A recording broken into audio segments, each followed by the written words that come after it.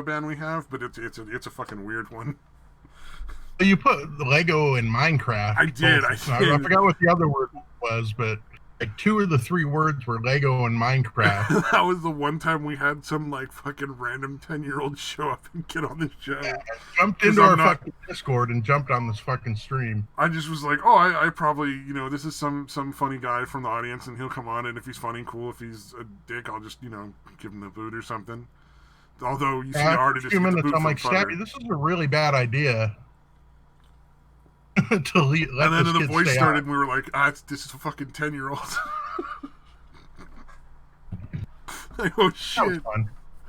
What did we do? What is the target market? What audience are we trying to reach here? Oh, the disaffected and the unhappy. Oh goodness, and that's a great demographic to go at.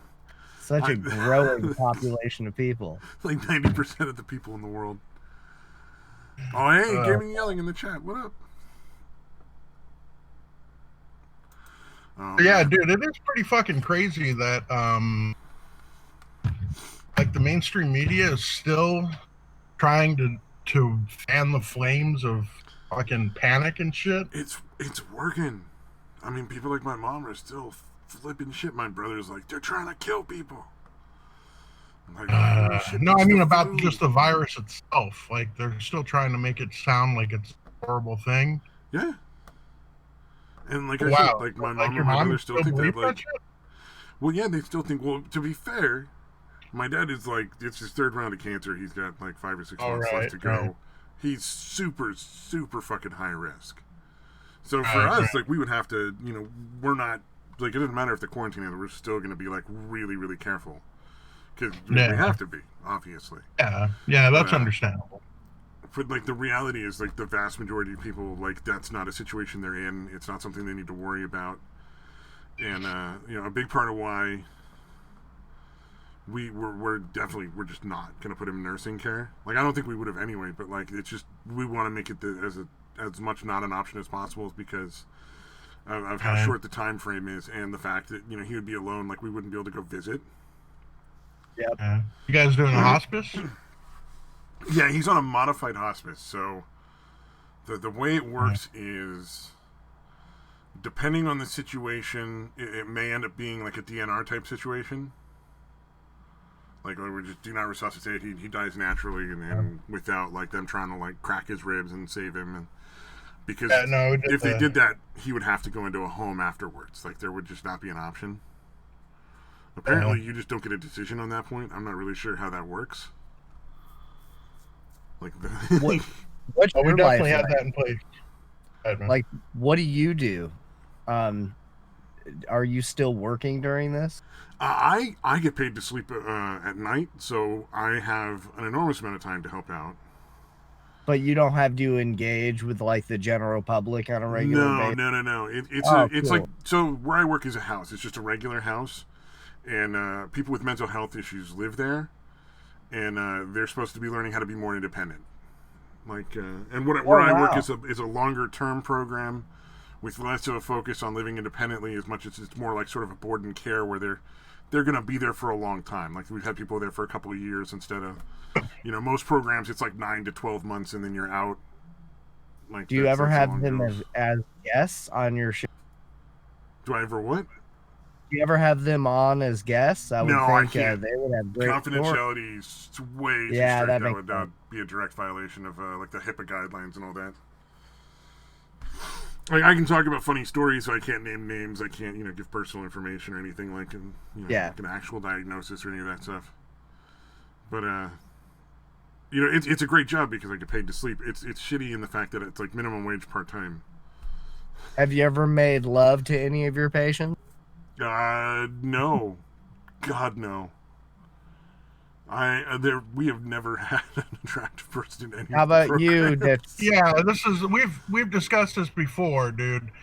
If a chick is hot and she's fucking nuts, she's still gonna be able to get away with it without being fucking institutionalized or anything. Oh yeah, that's usually the thing. Put up with their fucking nonsense. Only unattractive women get put into institutions and shit yeah. like that. Attractive people can be crazy as fucking hell, and everybody still just like caters to them. Like there's some reason to. Yeah, like Amber, Johnny Depp's Amber. Yeah, Amber Heard. Amber Heard. Yeah. Man, I'm glad that finally came out that it was the total reverse situation. Dude, I'm so. Well, anyone who's been following it, who's listened to like the stuff Doug Stanhope said about it on podcasts. Yeah, I did listen to that. Yeah, a long time ago.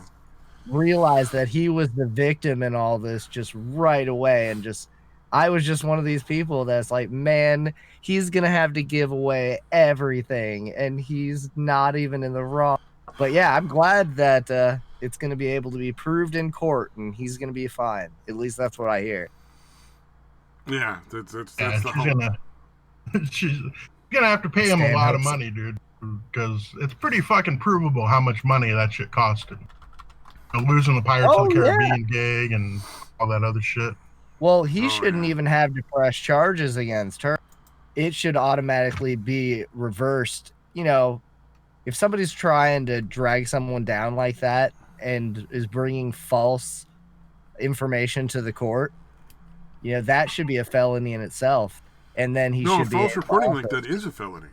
Okay, it's just almost never prosecuted. Good. Okay, it's just never prosecuted. Okay. Almost never. It is occasionally prosecuted. There are occasionally women who lie about rape who they actually do bust.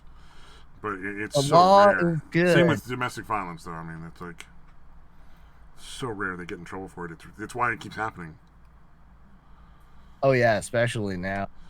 Yeah, and usually it's exactly what she did. With it's basically it's clearly a bunch of falsehoods in order to get more of the dude's money. Or like to get custody or to get the house or something like that. Yeah. If you can prove the shit. Oh, go ahead, man. No, I was just saying if you can definitely prove that it's motive to get some kind of tangible act, like I don't know, even just if it's out of vindictiveness, it should I recant on the point I was about to start making. Go ahead, Detois. Oh man, but dude, she actually hired like a PI to try to dig up dirt on him. That's right. And could not find any, dude. Like the dude's pretty much a fucking saint, man. It's weird. He's super famous, but he seems to be like a really genuinely good dude. There are a few people like that. We're like Tom Hanks. Yeah, he's super left wing. I don't agree with him. I think his political views are bullshit. But as a person, he's ridiculously clean. He goes out, he funds like all these independent films just so he can get to go out and play around and shit. The internet's been looping him in with all the child predators and stuff. I've never heard it. I haven't seen any hard proof of it. I haven't heard any proof, like absolutely nothing brought, but his name being thrown in with people. See, that's not fair. If they don't have evidence to verify it, they shouldn't start naming names. Like, we know there's a ton of people in Hollywood that are involved, but without hard evidence, you shouldn't be, like, slinging around like, oh, this is a kidnapper, child predator, pedophile guy. Just like Owen Benjamin, like, just willy-nilly starts calling Bill Nye the Science Guy a child rape. And, like, he has evidence. And I, like, looked it up. I couldn't even find anything. And he's like, are you breaking this right now? Like, what, to 2,000 people? And he's a child rapist. Like, just so as a matter of fact, like, it's already proven. Yeah. Oh, by the way. Owen Benjamin thinks anybody in Hollywood is a child rapist, though, right? Yeah, pretty much. Dude. Yeah, I guess. I don't watch it. I used to like his or gay. He literally thinks everyone's gay. Which is I stopped watching when he started banning people for that moon nonsense. And his rants against short people, that's why I don't watch him. He goes full toxic and he is legitimately hateful to short men. And he's open about it too. I forgot how he's like, no, I fucking hate short people. Dude, it's crazy. It was really, I heard him rant for like an hour and the shit was funny. It was true. It was real. Like he fucking hates short people. Yeah, he's not being a character. He genuinely hates short people. That's really funny. That would intimidate the shit out of me being next because he's like giant. I'm from Texas. 6'4", all my friends. I don't know. Giant. I'm big enough that I think I could punk him. I think he's a little fucking big. Oh yeah, he's definitely not a fighter. Yeah, I think I can. He's a squint my eyes and flail wildly at people kind of guy. Yeah, like how tall is he? Like 6'5"? I think he claims 6'7", but he's probably like 6'4", 6'5". Damn, he says he's 6'7". Wow, I didn't know that tall. I knew he was tall. Claims. Well, Steven Crowder is absurdly tall too. Yeah, Crowder's like 6'2" or 6'3". Pretty sure those two hooked up. I have no proof. That is pure speculation. I mean, you owe them about as much evidence as they owe to Tom Hanks, apparently. Oh, yeah. Or I should say Owen Benjamin owes to Tom Hanks. I've never heard Steven Crowder call Tom Hanks a predator, so... I don't know if you ever saw Mersh. I think he brought it up on Nightwave, but maybe it was Revenge of the Sis. But there's a clip of Crowder. Oh, yeah. I have showed it to him. Crowder's 6'2", 6'2" inches. And it seemed legit, but he also was in the middle of like kind of improving humor. So, but it was funny enough. There's too much evidence that makes it seem like that dude is really, really gay. Yeah, I mean, like he is gay, just like Brendan Schaub is gay, based on just the way they dress and look, and probably he seems to like his dude bros too much. I would base Steven Crowder's on like almost 90% of his skits involve him and another man being shirtless and pawing at each other occasionally.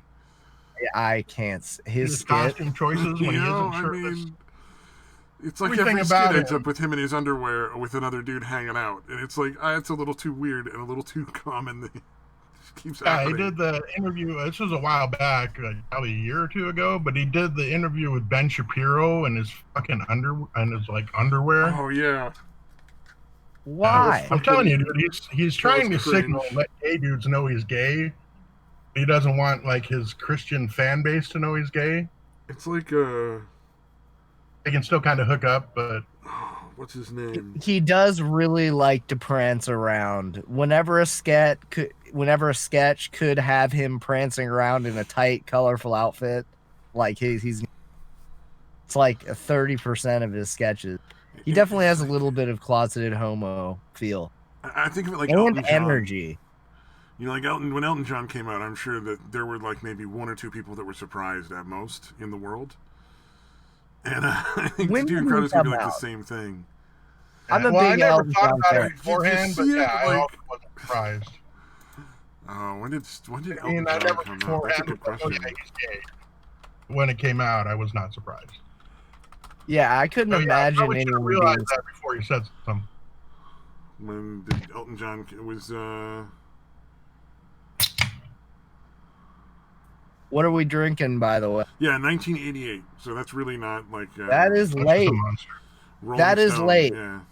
Go watch him on stage in the late 70s. I'm an Elton John fan. I love Elton John's amazing.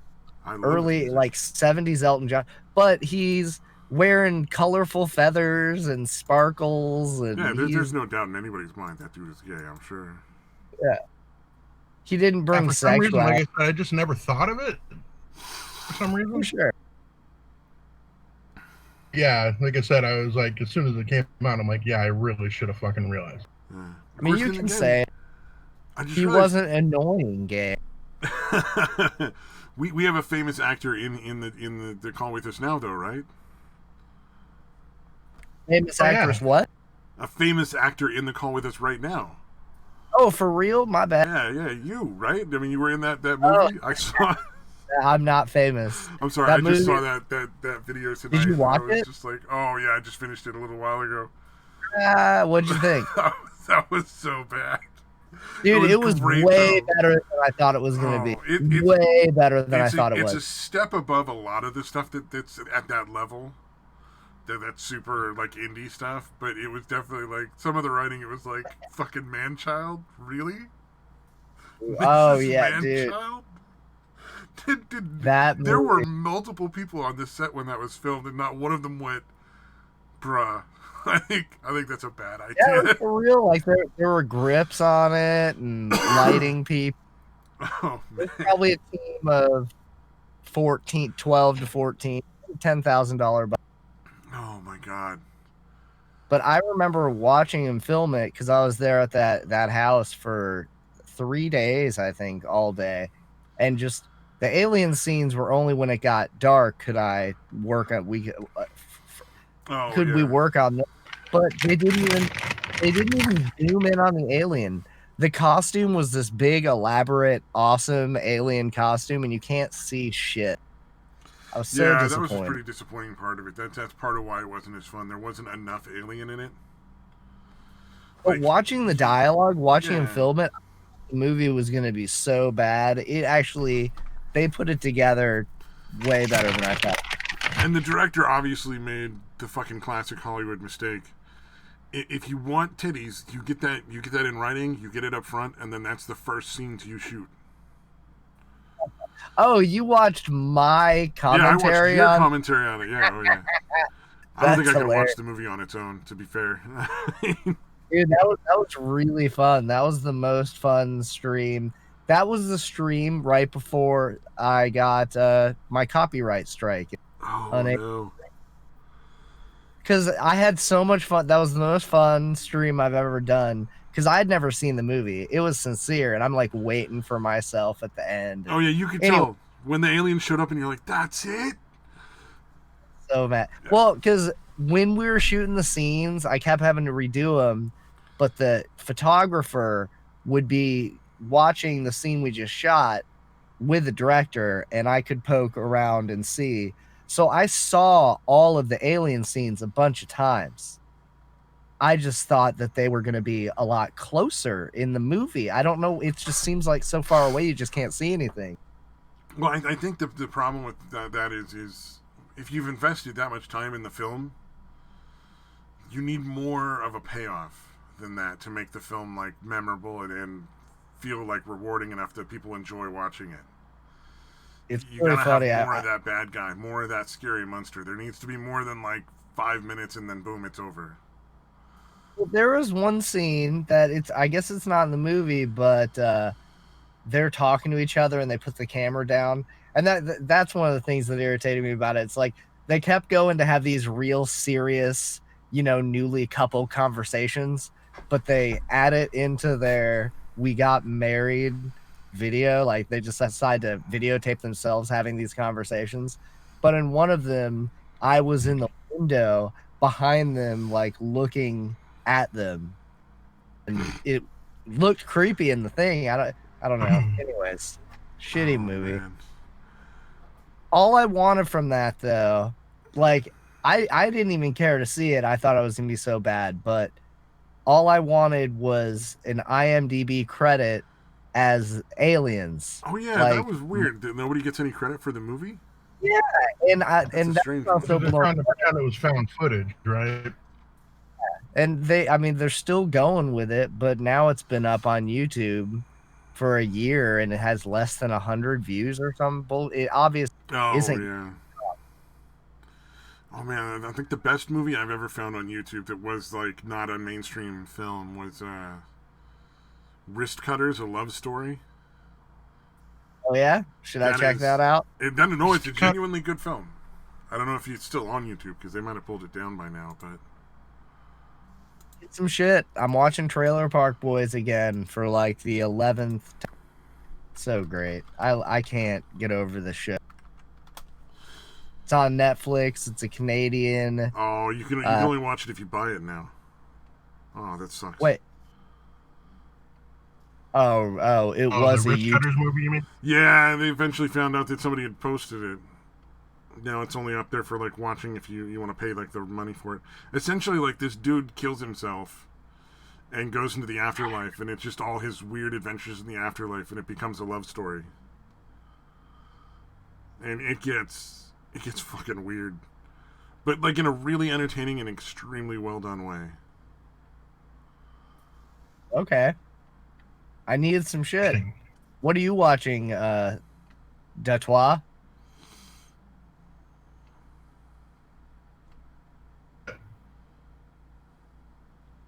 Are you muted? You might be muted. Mute himself? I'm muted? Oh, you just started talking now. Okay. Oh, okay. It was showing up. The hell am I watching? A lot of Nate Bargatze shit, dude. I Find need, shit yeah, I haven't seen. He doesn't have much, right? I've never And heard of the guy. not a huge amount. Funny dude, man. Holy shit. It really is. It's I don't know what the chart for him for success is. You know what I'm saying? Oh, that's the sad thing about YouTube sometimes, right? Where like you He's an find an actual amazing thing, and it's like, oh, but there's just no way that that's ever going to get enough money or viewers here because of YouTube. He's a comic. He's a comic at that level of, you know, about to break and should start making great money touring. But it's Ooh. like all people, his name's Nate Bargatze, but all these people are going to have a real hard time getting real spots because as soon as comedy clubs open back up again, then it's going to be like Joe Rogan's and stuff and Bill Burr and Dave Chappelle's taking up all the spots. Yeah, I think Chappelle's gonna. At least he's fucking good still. I have a lot of hope for the New York scene though. There's still a lot of good comics in New York. And I was kind of fucked. New York scene is great, and I was watching a thing from the Comedy Cellar in Vegas today with a bunch of comics, and damn, they seem to have a really good scene there too. And that's sad too. I wonder if comedy will ever be able to go back to Vegas. Like, is Las Vegas finished? How long? I mean, it's turned into Disneyland, really. I mean, you used to be able to go down there and, like, you know, get herpes on the down low, but it's just not the same place it was anymore. It's really sad. Oh, yeah. They took all the really dirty, nasty parts of Vegas away, and why would you want to go now? You know, it was I imagine it'd be a lot more fun gambling knowing you're dealing with the fucking mafia running the casino. Like, it's going to be a lot more thrilling. It's going to go back to mob rule. It's going to be like Fallout Vegas. Oh, man, yeah. Once they've... COVID has ruined the world and we're all living in the after-COVID nuclear-style apocalypse. New normal. The new normal. New normal. Oh, man. Some of the lawsuits from this thing are just going to fucking... I was thinking about that. Lawyers must be just fucking licking their chops, dude. I just can't... Overreach, dude. Going on this long. I can't believe the governors are keeping this going like this. It's only in some states, though. There's like 4 states who are basically like Sweden the whole time, and they're all just fine. You know? Yeah, but... So they're not dealing with the shortages and all the kind of stuff like that that everybody else is. Well, I'm in Georgia, and everyone's been thinking we've been open forever, and it's true. Like, I can go drive into Atlanta and go see my friend, and police don't stop me, but like everything's closed and everyone's scared of the virus. Oh, okay. So I think it's not Georgia, but it was like Wyoming and like Idaho, Kansas, and those places should have not done nothing. Ohio, I want to say, and they basically ran their shutdown like Sweden has run its shutdown. It was mostly the sparsely populated states that just didn't bother with anything. Dude. Yeah, and they were like completely fine. Like there was no real difference in their rate of infection or any of the issues. Oh, fucking Flynn got off charge. Oh, Samaj, hey, 14-word Samaj. I don't think Samaj didn't come on last week, did he? No, you're meet Matewana. Everybody, you guys are all cool. I'm good at introductions. Yeah, he's Canadian, but he's not like Futter. Yeah, for starters, he's sober. Futter was such a very uncombated dude.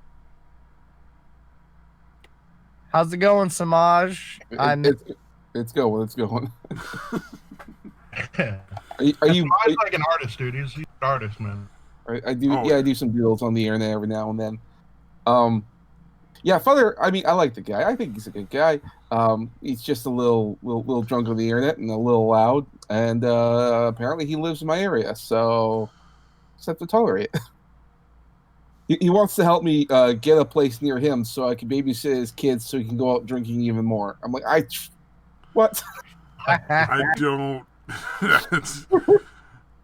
That can 12 step him because he fucking needs. That was an actual conversation we had. And I thought, nah, bro. I'm good. I'm good. Like, Father, I don't have kids of my own. What makes you think I want to deal with yours? No shit. Because you know you're going to have to deal with the fucking crazy ex calling the cops on you. That's the other problem, man. That I take my life in my hands if I have to deal with that crazy ex of his. So come up and stab you, run you over the car, and be like, oh, wait, you're not Futter. My bad. I'm going to call the cops on you. What do you do for a living, Samad? I don't really say too much about what I do, but in my free time, I do a lot of art. So I do drawings and stuff. Hopefully, I can make that into a career, but not yet. Not yet. He's a Canadian spy. I am. How much did you gross in 2009? Since 2009? Actually, I think I grew a fair bit. It's hard to measure. I usually measure by. It used to be I'd go out and see if anyone wants to commission me for something. Nowadays, they come to me. So I tend to think of that as a pretty good growth. Oh, shit. So, are you a superhero in Canada? No. I have no. People commission you. He's an artist. It depends on where you are. Right.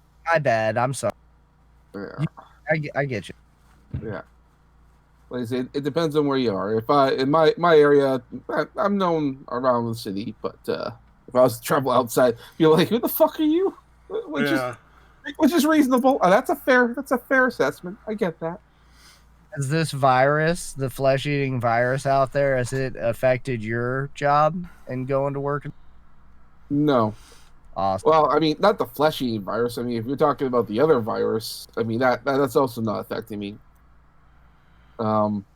Because people are home and they're thinking about what to do, and then their minds are going. They're like, maybe I should get some banner art for my YouTube channel, or maybe I should get a new avatar. So I'm doing okay. How long's Canada gonna stay in this lockdown? With Justin Trudeau in charge, he'll try to make it last the whole year. That's what I was thinking. Like, is Trudeau gonna keep y'all closed forever? Yep. If he had the option, he would. Are you doing what our government's doing? Are y'all just creating more of your currency to deal with this, or are people getting taxed? Well, I think he's subsidizing the payment for it all by the huge what are they called? Fines. Yeah, sorry. Because every time someone goes out to walk their dog or take the kids out to the parks, the cops come by and they give someone a fine for $880.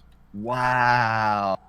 Makes zero sense. Why $880? You got no rights, so you actually have to pay that shit. Well, and you would think for the crime of going out and walking your dog, if you had to get fined for that, maybe $20, $50 max, maybe. But $880. I think starting fine for most areas is like $200. Is generally where like the lowest fine is. What if you lived in an apartment complex and you have a dog that needs to be? Well, funny you say that. That actually did happen. A guy who lived in an apartment complex. Yeah, he had a dog, took the dog out for a walk, and he was fined $880. Jeez. Now that story got worse because the first I heard about it, there's a YouTube channel called The Rebel, and they reported on it. It's a YouTube news channel, conservative one, so of course our government hates them. But so it was $880, and then he goes on The Rebel. He talks about this thing, and then they have this thing where they're trying to raise money to pay these fines for these people because it's like crowdsourcing. I thought, oh, that's good for that guy. Well, apparently, like the next day, the cops came back and said, oh, guess what? You don't have to pay that fine. And but they handed him a new fine for like $1,500. Oh, so they were trying to profiteer off of like the crowdfunding. Exactly. They heard about this. They gave him an even greater fine. But this fine didn't come with any explanation. The previous one, oh, you walked your dog during your pandemic. You could have spread the virus. Yeah. Okay, that makes some sense. Yeah. I mean, the fine's still stupid, but it made sense why you did it. Then he comes back with this new fine and no explanation. None. Just give him the fine. Cops walk away. What do they do? Find out how much his Kickstarter got up to and find him that amount? That's probably. Insane. I mean, like the Rebel, they're pretty good at crowdfunding because they're always getting into trouble. Especially since Justin Trudeau has pretty much declared a war against them. Every day, Trudeau goes out for 20 minutes and he answers some questions from the news media, but he has a selective news outlets, and so the Rebel, which is an official news outlet, has been trying ever since this whole pandemic's been started. They've been trying to get in there for 2 whole months to go in there and ask questions to the Justin Trudeau, and they won't let him in. They say it's random, but I mean, there's not that many news outlets here. So for 2 months, they should have gone in for at least 1 or 2. You would think, like the local thing here, CBC, they get in for like. Frankly, 5 I don't questions. think politicians should be able to not see the media at a certain point. Like Exactly. There should be like a certain period of time they have. Like obviously the media only gets they can't require more than like 5 minutes of their time every month or something like that.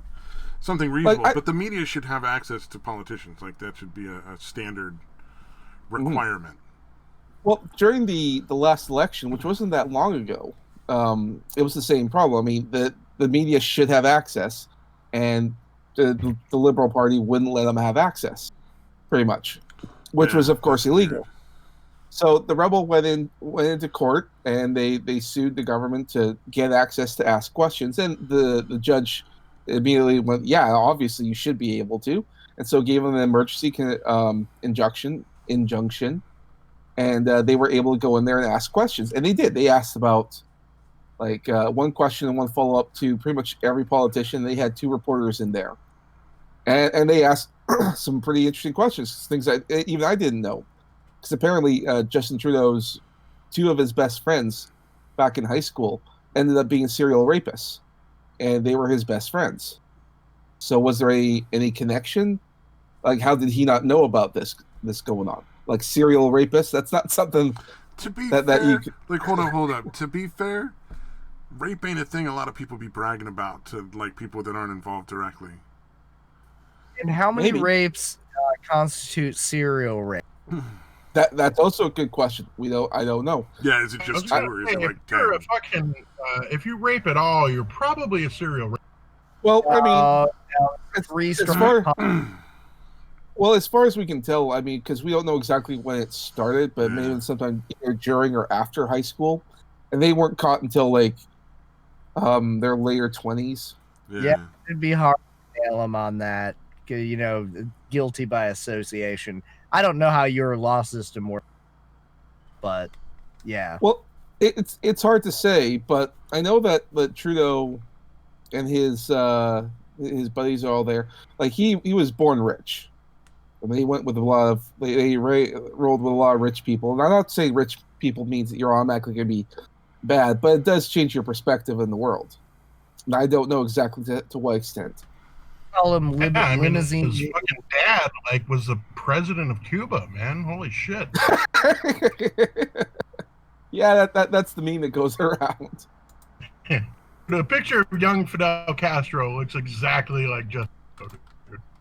Well, we do know his mom did admit to being unfaithful and sleeping around. So, and she's a fucking lunatic. How long do your leaders stay in office up there? 4 years, and then another election happens. We actually had another election not too long ago. He won a minority government, so our government's really fractured, which is the really disturbing part, because he was supposed. We recently just passed, or he tried to pass through this new gun ban. I know it's bad now. With a minority government, you're supposed to bring it up in Parliament. It's supposed to be debated. They're supposed to have back and forth, and then it either passes or it doesn't pass. Well, during the quarantine, Parliament isn't meeting. That's why Justin Trudeau does this 20-minute question time every morning. He doesn't even have to debate things in Parliament because you're supposed to stay home. So everything executive order then. Yeah. He's really just making decrees.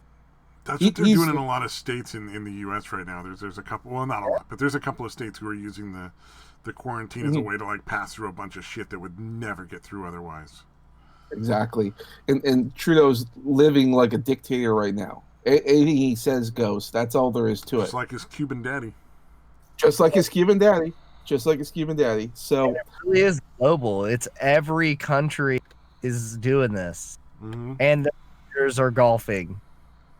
Well, and also like if you look at the amount of people who have died from this virus, it's mostly the weak and the elderly, like the sickly and all that stuff. And if you look at like pandemics and epidemics and all that throughout history, that's always been the case. Young people have always been able to bounce back from this. But in previous pandemics, you don't shut down work; just everyone wears masks. Yep. No, granted, and you look at like New York in the United States, like the governor of New York still went to the gym, still is going out and like hanging out with his wife and like going to restaurants and shit. Like, now, granted, completely ignoring all the rules he made for quarantine, completely not following any of them. Yeah, I think restaurants by themselves, because it's like you're moving food into your mouth and breathing in. I mean, those are more of a hotbed for spreading viruses than anything else. So they would have suffered regardless. If you're going to a restaurant that's properly run, it's probably the safest place, probably safer than your own kitchen at home. Probably. Now, the number of restaurants that are properly run, on the other hand, it's like 5%. So it's a fucking crapshoot when you walk through that fucking door. Because the other places will probably kill you quicker without the COVID, just because they don't clean anything, you know? And even if it is properly run, I mean, the paranoia is still going to be throughout people. Their business would take a huge dive, for sure. Yeah. Especially the sit-down places, they can't, like, do takeout. Exactly. I mean, we live in a golden age where we have skipped dishes now. And those other food delivery, like Uber Eats and all that. Well, and the thing is, here's the thing that I don't think anybody realizes. All of the food that you're getting from all these different restaurants, if it's a chain, it's all coming from the same warehouse. It's literally all shit that gets microwaved at the restaurant and then sent to you. Mm-hmm. You know, like none of this is food that you would choose that you would think you'd actually want if you knew where it was coming from at a restaurant. Yeah. Yeah. So I went to the grocery store and $700 as soon as they canceled the NBA season, and I bought cans of sardines and peanuts and cashews and just all this stuff that just because I didn't know if they were going to close the supply chain too. But yeah, once all the sports and all the world is closing down, I didn't know how bad it was going to get. So I haven't bought one morsel of food that I haven't made ever since Corona. And I'm so bored of eating sardines and I'm so sick of it. So the way we shop at my house is at the beginning of the month, we figure out all the meals we're planning to make. Write up a menu, make a big ass list. Buy anything that doesn't require like to be fresh and within a couple days. So anything that'll stay good for the whole month, we buy at the beginning of the month. So we were like set up for the whole month, the first month of quarantine. Just because that was our normal thing. The only thing we didn't have was like fresh produce, like broccoli and asparagus and Brussels sprouts, all the good vegetables. Mm. And vegetables are something that you need. I remember there was one doctor here on YouTube who I was listening to, and he was talking about how like the most important thing is like the fruits and vegetables. Mm-hmm. Everything else that's packaged, I mean, those are filling, but they don't have the nutrition that you would need to properly fight a virus if it was a problem. Like vitamin D is very, which is the other thing. During previous pandemics, the most common treatment was sunlight. They bring the patients out on a nice day and just let them soak in the sun.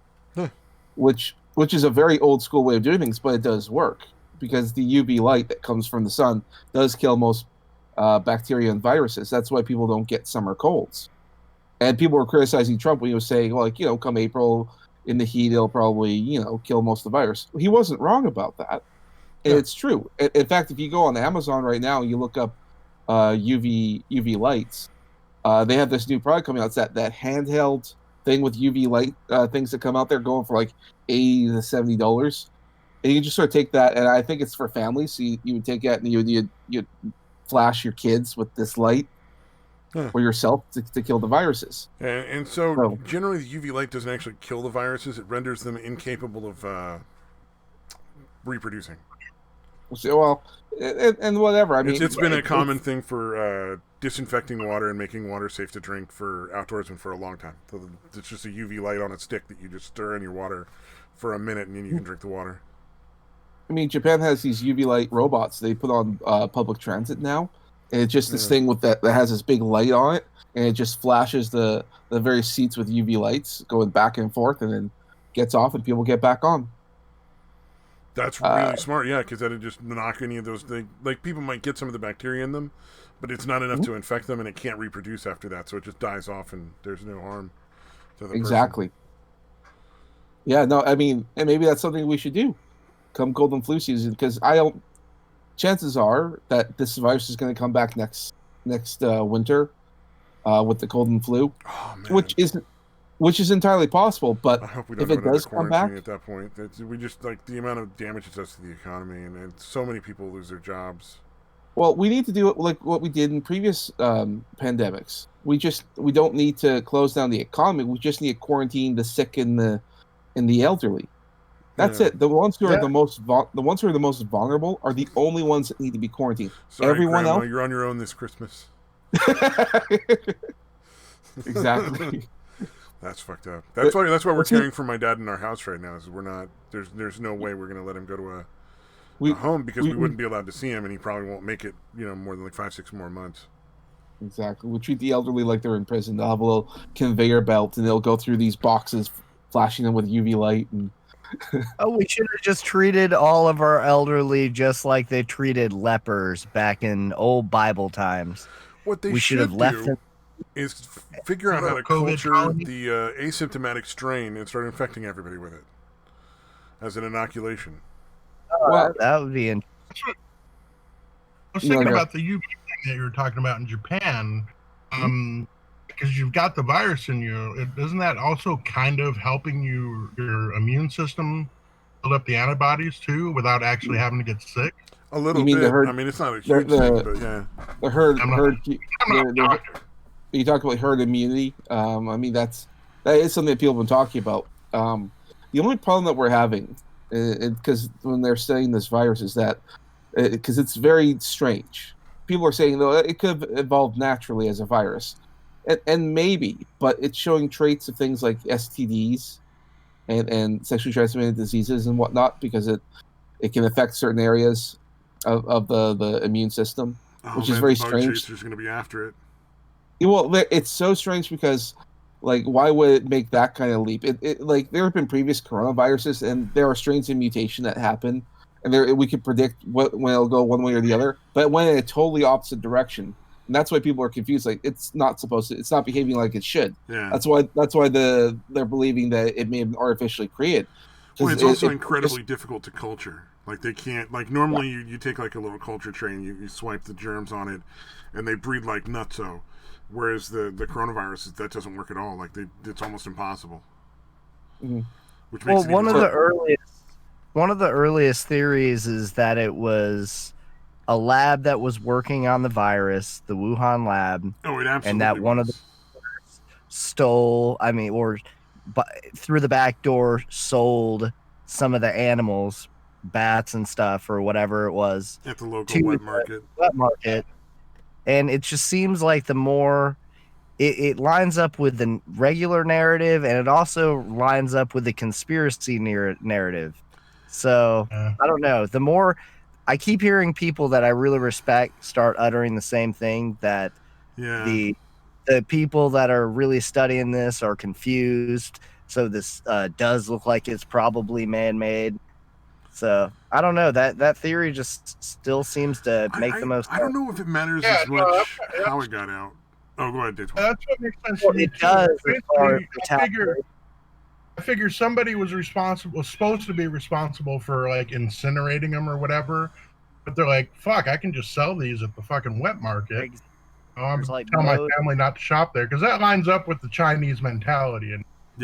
And they would still try to cover it up, but it does.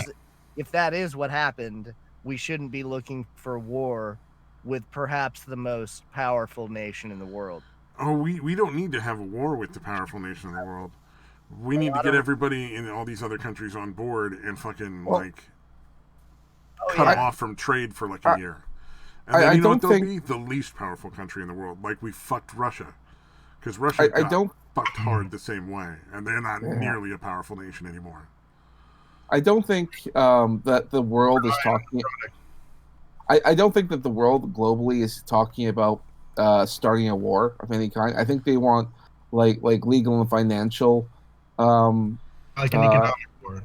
Yeah, like an economic war. I think they're going for that. Like, I don't think anyone's talking about picking up the guns and sailing the seas to China. Yeah. I think they're talking about suing and all that stuff and I want to see them sued the fucking to like get just all the way to the bottom of their pockets in world court.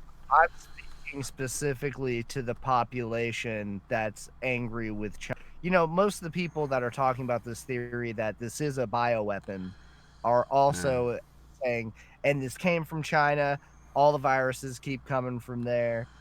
In India. Well, is India?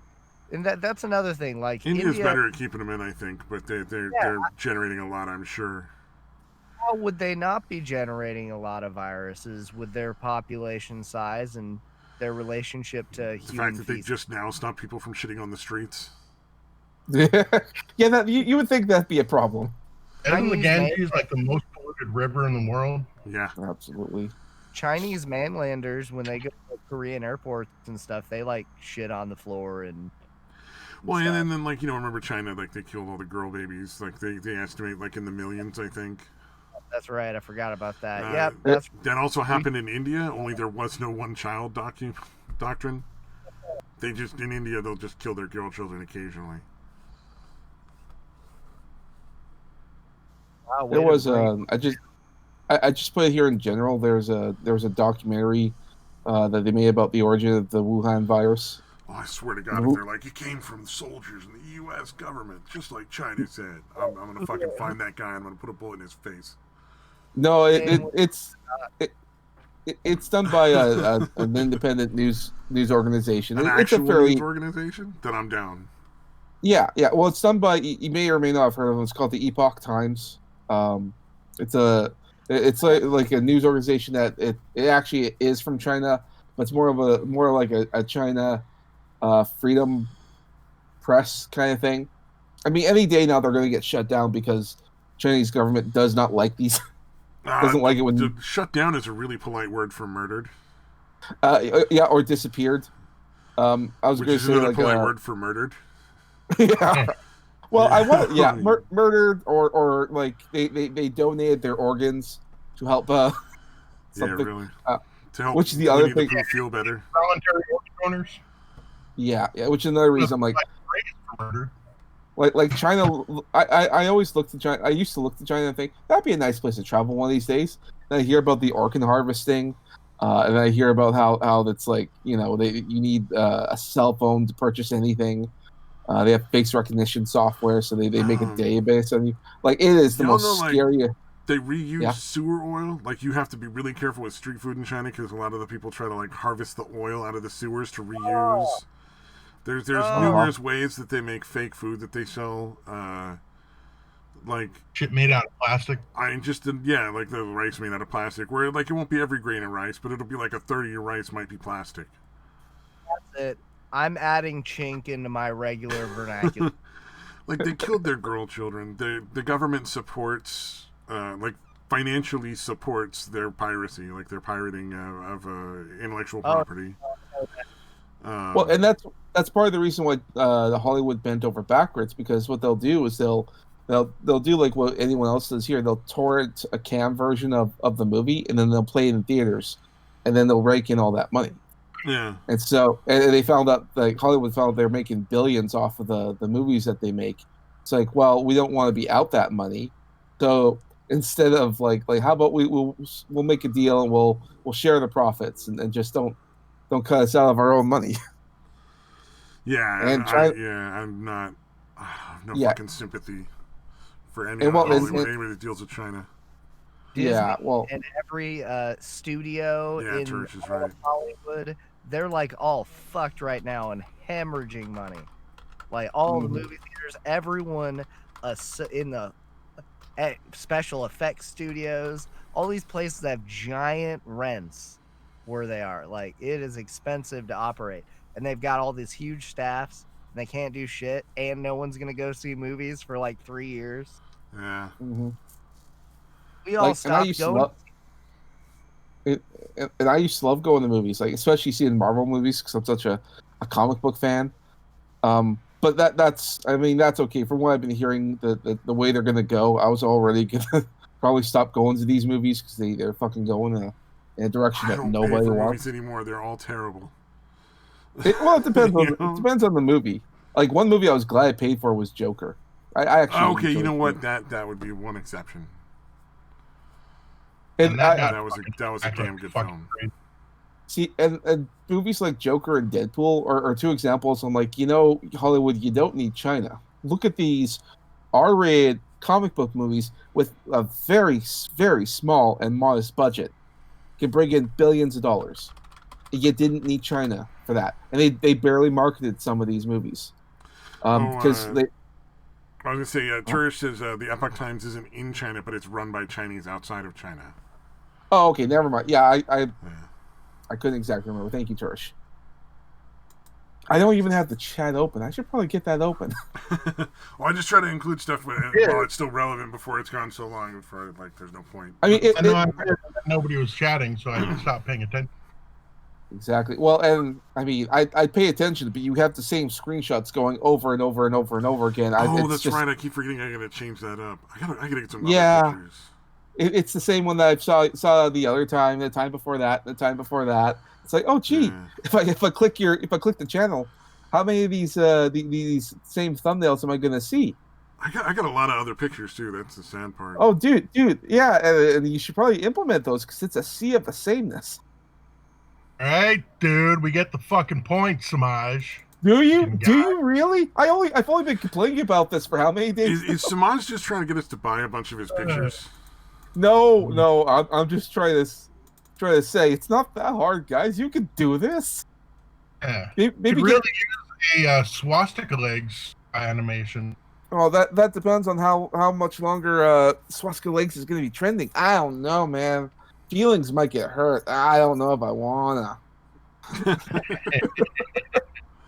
Think it's petering out finally? No, you guys are still around. I haven't touched on that many streams lately. Well, I haven't been on. No, I bring up the chance I get. Well, okay, there you go. And another thing, dudes, I'm gonna hammer this in there. Get a fucking hashtag or two in the goddamn title. It's not that hard. Just go into your description, type in hashtag nerds, hashtag something or other. Don't put in coronavirus. YouTube will fucking pay attention then. Oh, that's the most disgusting thing I've ever seen, McStabby. Oh my God. What is that? You better not put that. That's not one of the pictures I'm going to put in the link, but that is a thing that I found that exists that I like to share with people who don't know about it yet. That helps some people come back. That is disgusting. Got foot fetish. We got that for you. You got you covered. That's I want to fuck a piece of a dead body. That's really disturbing. Yeah. That's so. Can you imagine? I can't make it more than like a half an hour without doing some weird fucking shit, dude. Can you imagine if like someone bought that as a little joke to a friend, and then he gets to an accident later, and the police have to like investigate, and like this guy's a sick fuck. Look, please. See if I can find a link to what well, this is not quite the same as what I posted, but it's similar. I'm gonna put that in the chat for the thing. I can't unfortunately share like my own personal picture, but it's just a link to the thing. I don't know if you want that in your history though. Oh. You can't make my history any more dark than it already is. The funny thing is, those are so popular. There are multiple different places that sell them. What the fuck? You glad Literally, you know that like now? a flashlight, dude. It's like a flashlight, except it's just a foot with a fake vagina in the ankle. And you fuck the inside the. You're not like fucking. It's so gross. It's so fucking gross. Oh, so the history on that? I don't think you know, real dolls? I don't think I could fuck that, dude. Under I any don't think anybody circumstance. could unless they had a real legitimate foot fetish. But you guys, yeah, I'm sure you guys know real dolls, like the original, like just incredibly realistic, like Uncanny Valley sex dolls that they made. Mm-hmm. And the guy kept getting these requests for like feet with vaginas in them, and he eventually was just like, oh, "I'm going to do this as a joke." But like, they ended up selling so well that like it became like a regular product. They're like, we sell tons of these. Everybody wants them. Oh man. So this is when I go onto like Twitch sings to join that karaoke stream. This is the kind of stuff I can't share. I save it all for you guys. Yeah. Save it all for the Discord. Because nobody wants to fucking. Speaking of sex dolls, there's like an Amazon. I think it's an Amazon Prime show, which is about like this woman who just started dating a guy and realized he had a sex doll, and she was sort of freaked out by it. And then she got real freaked out when it started talking to her. Therapist said, "Oh, you're just having a mental break. This is good. This is good. It'll help you figure this out. You should spend more time with the doll." And she ends up taking the doll on a road trip. Hold on a second. I just want to say, working in mental health, that is never the way therapists respond to that situation. Fucking ever. Go with it. If you're having a break from reality, you just go with it. I mean, it's great for the show. It sounds awesome. That would never be the answer. See, like when I saw the trailer, they mentioned feminism. I don't know how many times. The sex doll's like a. Yeah, well, and that's exactly what the lady says. Like, oh, great, I'm talking to a feminist sex doll, who's probably banging my boyfriend. Yeah, or is being banged by my boyfriend. Yeah, this isn't weird at all. And then okay, let's go on a road trip. And she's hallucinating, and the doll's talking, and the doll's animated, so like you can see the face. Yeah. And part of me is very curious about it, but I know it's going to be fucking cringy. It's on Amazon Prime. What's it called? I think it's on Amazon Prime. I don't remember what it's called. I saw the ad 3 times. I think it's on Amazon Prime. Let me double check. I'll look it up right now. All these women like at home, everybody's locked up. They're all watching their Netflix and all this programming where women are just kicking ass. And now they think they can talk back to their husbands, and they're getting black eyes. And thank God.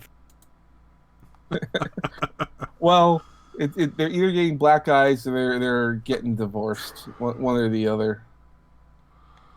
I got to think that's got happening a lot. A lot of marriages are held together by the fact that the husband and wife are not spending a lot of time together. When you throw them back.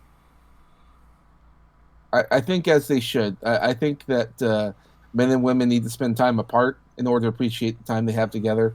Too much time together, things fall apart. That was kind of one of the problems that I had when I was like unemployed. Men and women who don't understand how to be married or don't actually have a really good relationship, they just have been pretending it, don't benefit from spending too much time together. People who genuinely have a good relationship are fine. There's so many people who get married because that's what they're supposed to do. So they're going to do it. They're getting divorced because this forced them to deal with the fact that they're not really compatible. Because, if you're in a good relationship. But they actually can't stand each other. Yeah. Well, I mean, there are certain problems, like when you're bored, it can create anxieties and stuff. If you I'm not used to being together for so long. I mean, these are problems that you're supposed to deal with when you're old and retired. Instead, you're dealing with it when you're good and 20. I don't know. I mean, I don't like the idea of people getting together, having kids, raising families, and then separating because they spend too much time together. Well, but you're not talking about Lars and the real girl, are you? No, that might be there's it. No road trip, no. Because Lars is the one where he has a break from reality and buys a sex doll and thinks it's like real. And treats it like a person? No, it's about that. It might not have been on Amazon Prime. Let me double check it. God, this is gonna bother me. I've been talking about this show for the last couple days.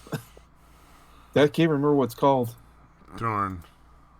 Yeah, we've talked about the real Dow thing before, like how. Oh yeah. That's right. Limited AI. Real Dows could quickly up the value of pussy. Well, they do now have like have sex dolls that you like, can have a conversation with who will like be like, "You're a great person. I like you." Make enough money. Like Yeah. it doesn't take much. You know, the doll would not have to say much, dude. Well, the unfortunate thing is they're taking sex dolls in the direction of them having conversations and interactions that are realistic with people, as opposed to making them move and be able to like blow you and make a sandwich. Yeah. Because I got to tell you, no. if there's two options, I want the one that'll blow me and make a sandwich. I don't really feel the need to have a conversation with a sex doll. Dude, at one point they were literally like, "No, these robots have to be able to give consent." Like, what the fuck is wrong with you? That was great. We could be replaced? No. This isn't going to work out. Yeah, we got to cut this off. In juvie, we just bang our pillows. There you go. Save money. Somebody in my chat said I would drop that into the. Well, one of the things that gets me about the whole like sex doll thing in the media is that every last video and everything talking about it, they're always saying, "Well, what's wrong with men nowadays that they have to go with sex dolls?" And they never ask, "Are women just too demanding?" No one asks the logical question like, are they avoiding? Huh? Women way too entitled? Exactly. It's the school system and it's all of society. We've been programming all the girls to believe that everything's been against them forever and that they've been slaves until the 90s, and they're getting paid 70 cents on the dollar, whatever the horseshit is, and they just think they're owed and that they deserve all this stuff and attention, and they don't have to develop any reasons to attract men. But I mean, we only really or like if they want to go to therapy, they're not planning on changing any of their behavior. Exactly. Oh yeah, that's. I mean, like if they're wanting to go into therapy or any of this shit, it's all about shit they want you to change. It doesn't even occur to them that they have to fucking better themselves somehow. That's so I'm only true. speaking from personal experience, but women get weird when, like, I don't know, man. My buddy got married a while ago. He's divorced now, but like it wasn't that long after he got married, his girlfriend immediately cut like half her hair off. Like, I mean, like within a day or two. And then shortly it became like they had bedtime. Like, he may not have work the next day, but he needs to go to bed because it's their bedtime now. It's fucking weird. Yeah, it's real weird. Like, you're ever hanging out with your buddy, like you guys are playing like games or whatever, and then the wife comes out, it's our bedtime. You're gonna have to go now. Like, all right.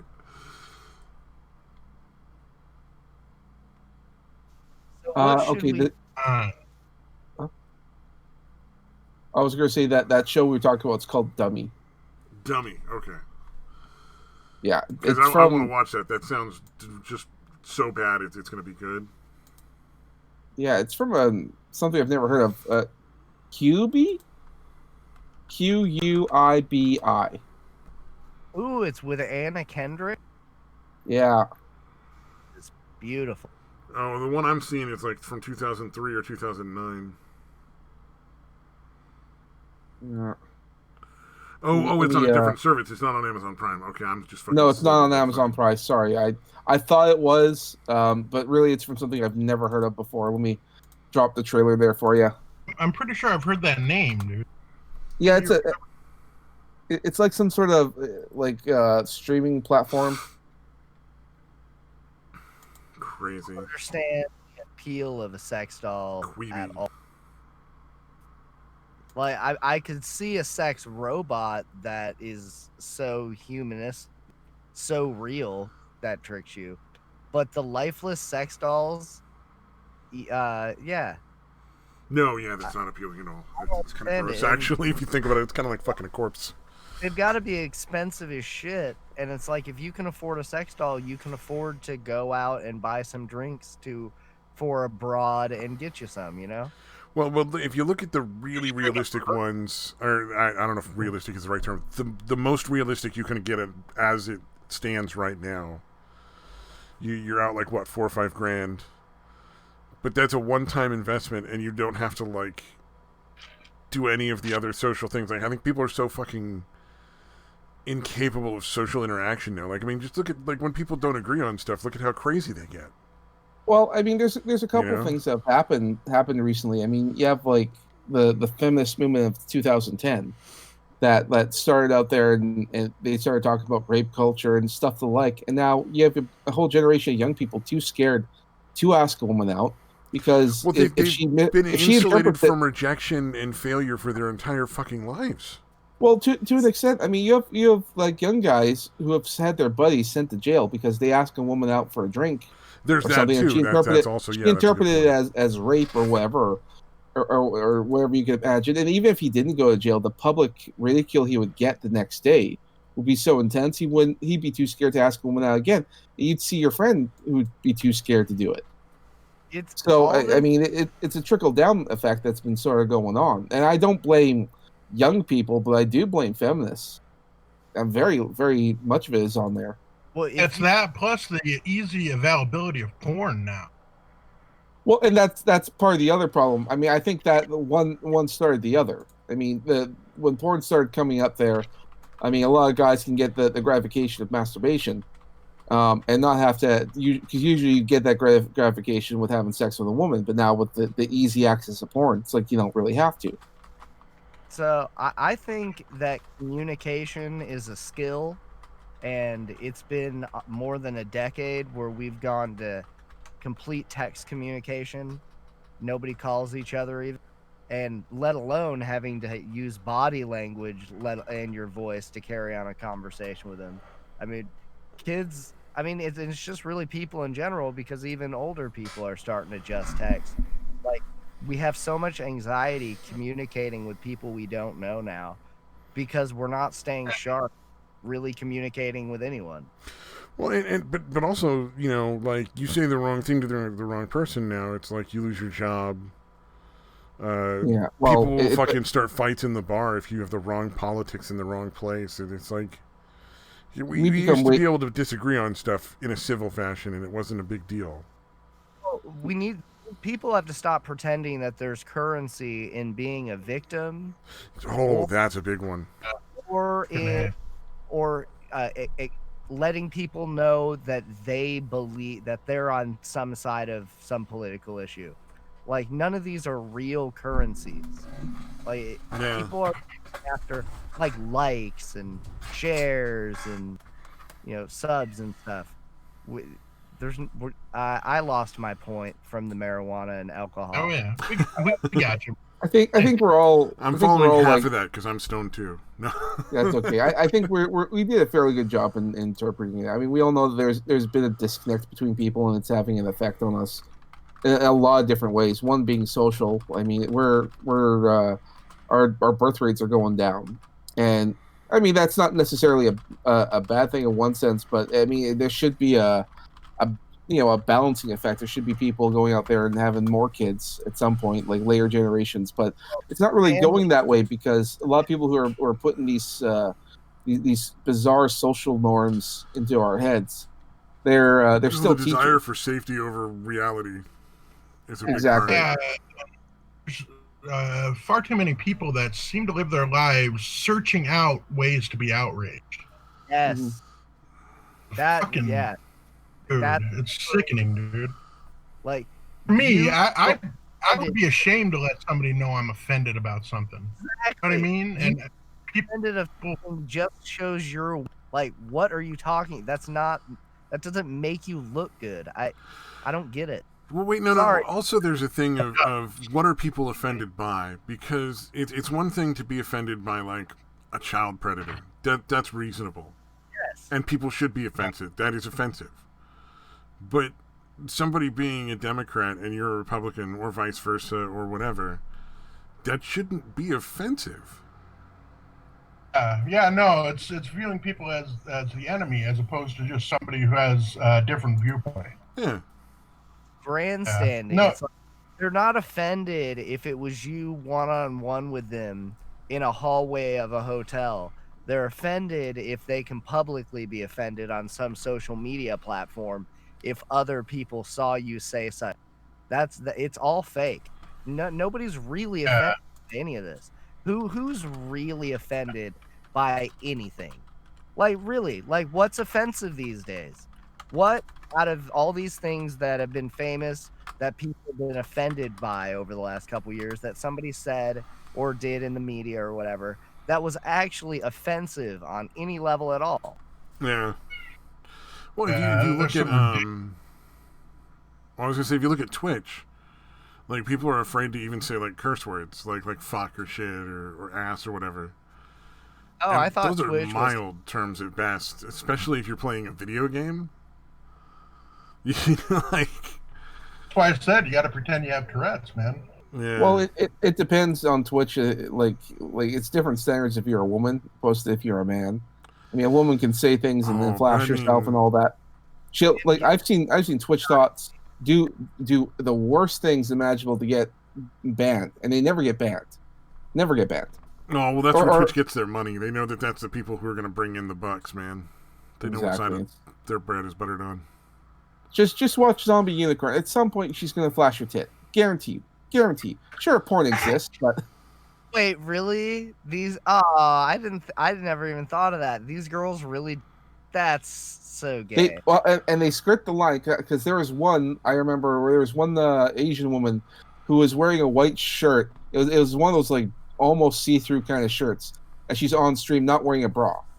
And she just started talking. It's just chatting. Just started talking with some buddies and all that. And you can see the nipple on the tit just like going one way or the other. Like, come on. And she's just. Well, didn't they make it? Are they still allowing the body painting shit? Oh god, the body painting. But they also made it like okay to breastfeed on camera now. Well, I don't know if that's on Twitch, but on YouTube it is a thing. No, that's okay on Twitch. That was where it started. Oh really? Fuck. They actually were like, no, it's okay if you breastfeed on Twitch. It's fine. Because this one chick did it, and they were like, oh, well, we can't ban her because she's way too popular. And people are going to get mad because, feminism, da-da-da-da. It's not like she should fucking know when her kid is likely to want food and be able to, like, I don't know, turn the fucking camera slightly. Mm-hmm. I remember that one tweet. I think it was Zombie Unicorn. I think it was her. She was going to like to E3, and she complained that there was one booth that had booth babes. It's like we should be beyond sexualizing. We should be beyond sexualizing women. Oh my god, you guys! And then she's just the person who does body painting. I'm like, come on! Like really big time. I've never heard that name. I like the name Zombie Unicorn. It's pretty cool. Well, I remember her because she was the one that had the most controversy because she was participating in that whole Bully Hunters campaign. Did you hear about Bully Hunters? Just basically a campaign to go after specific voices that she didn't like that maybe were making fun of. Well, yeah, it was just going after bullies on the internet, but that was all fake. It was supposed to be like live streaming where we'll get the bullies. That's how it's going to work out there, but really it was just designed to sell headphones. Yeah, it was a complete. Well, you act. heard in the U.S. that the one state had sunshine laws, and the person, I think it was like fucking like Mississippi or Montana or some shit, but they basically found out that with the sunshine laws that they could request and receive copies of every single one of the coronavirus complaints that people were filing, along with the names of who filed them, and then they published them. People off. It was in the reports. Yeah. So the people basically made sure it was published all over the place. Essentially, like all the people that made these petty, childish, bullshit, fucking snitchy complaints, and who they were and what their names were. Like reporting people because they have a kid's birthday party that's annoying them. Yeah. They'd report them. Yeah, more than people are not 6 feet apart. I live in Jasper. Yeah. We've had 2 deaths. They were both over 80, and it's very, very, very rural, and there's no traffic on my road at all.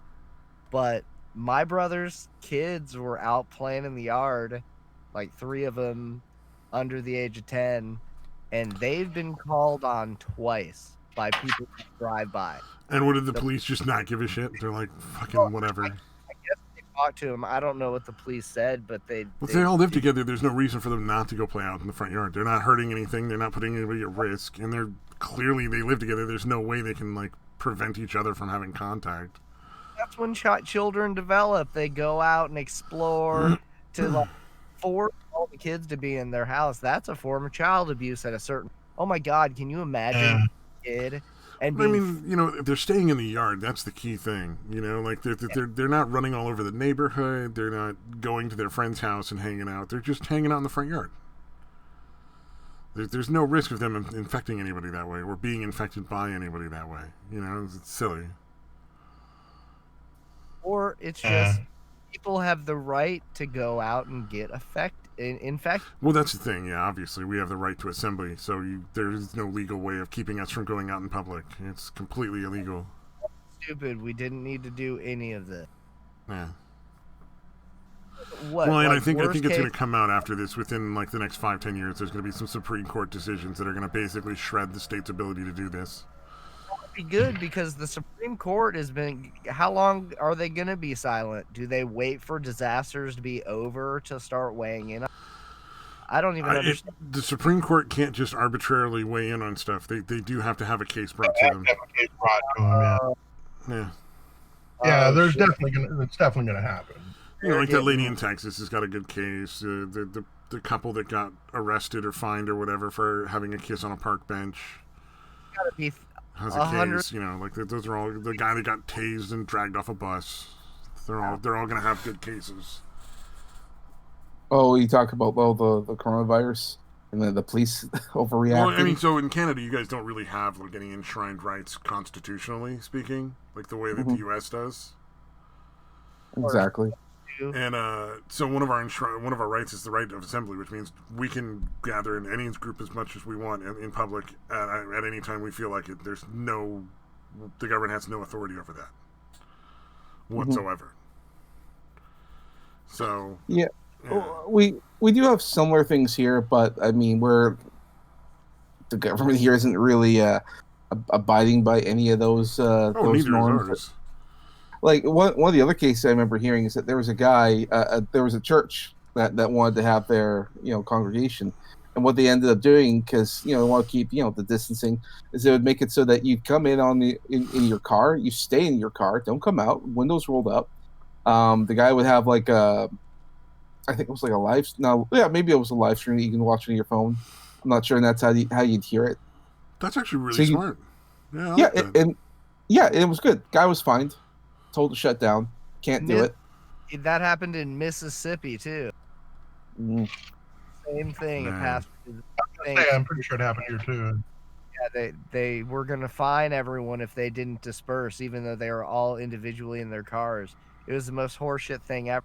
And that one of the deputies in the Mississippi incident actually said, when the governor makes a decree, you don't have rights. Or something like that. When he said that, like similar thing in the Texas one too. They're like, well, the governor said, so we got to enforce it. I think history, like people look back in the previous times we've had these epidemics and everything, and they'll see that we didn't have to shut down nothing. You just had to take precautions. That was it. If you watched Rand Paul when he came back from the corona, because he had it early, and when he got out of quarantine, he made a 9-minute speech to the Senate about the independent studies that are showing that upwards of 50 times more cases are in the U.S. than we know about, because the people didn't go to the hospital based on random samplings of populations in certain areas. Most people that get a cold don't go to the hospital. And dude, I'm like 90% sure that I got this shit back around Christmas. Dude, I got so sick in early like a week and a half. February, and it was hard to breathe. Like, it was the only time in my life where I felt breathing was kind of laborious. But it was right when Corona started being talked about. I was like, I don't want to go to the hospital right now. Which is Yeah. probably good. I mean, if you're young, you'll probably be okay. It's the older people you have to worry about. Well, I mean, I'm obese and I fucking smoke, and it's still. I mean, it sucked. It was definitely fucking miserable. And dude, ridiculous amounts of fucking snot were coming out of my body. Like, I would literally have to wake up in the middle of the night to blow my nose like twice. The fuck, dude! Like, I've never had a cold or flu or anything where I had to fucking have that much snot, dude. Well, it was you're like a week and a half, like 2 days before Christmas until a little after New Year's. And maybe you had, maybe you didn't. I mean, there's a couple other problems with the coronavirus that makes it more devastating because it's not so bad for young people, but there is a couple of other effects that are more devastating, like the fact that it does do damage to your lungs, and a lot of damage it does do is irreversible. Like that part is fucked up. I think that's pretty bad. But then it has other problems, like apparently it can make you sterile.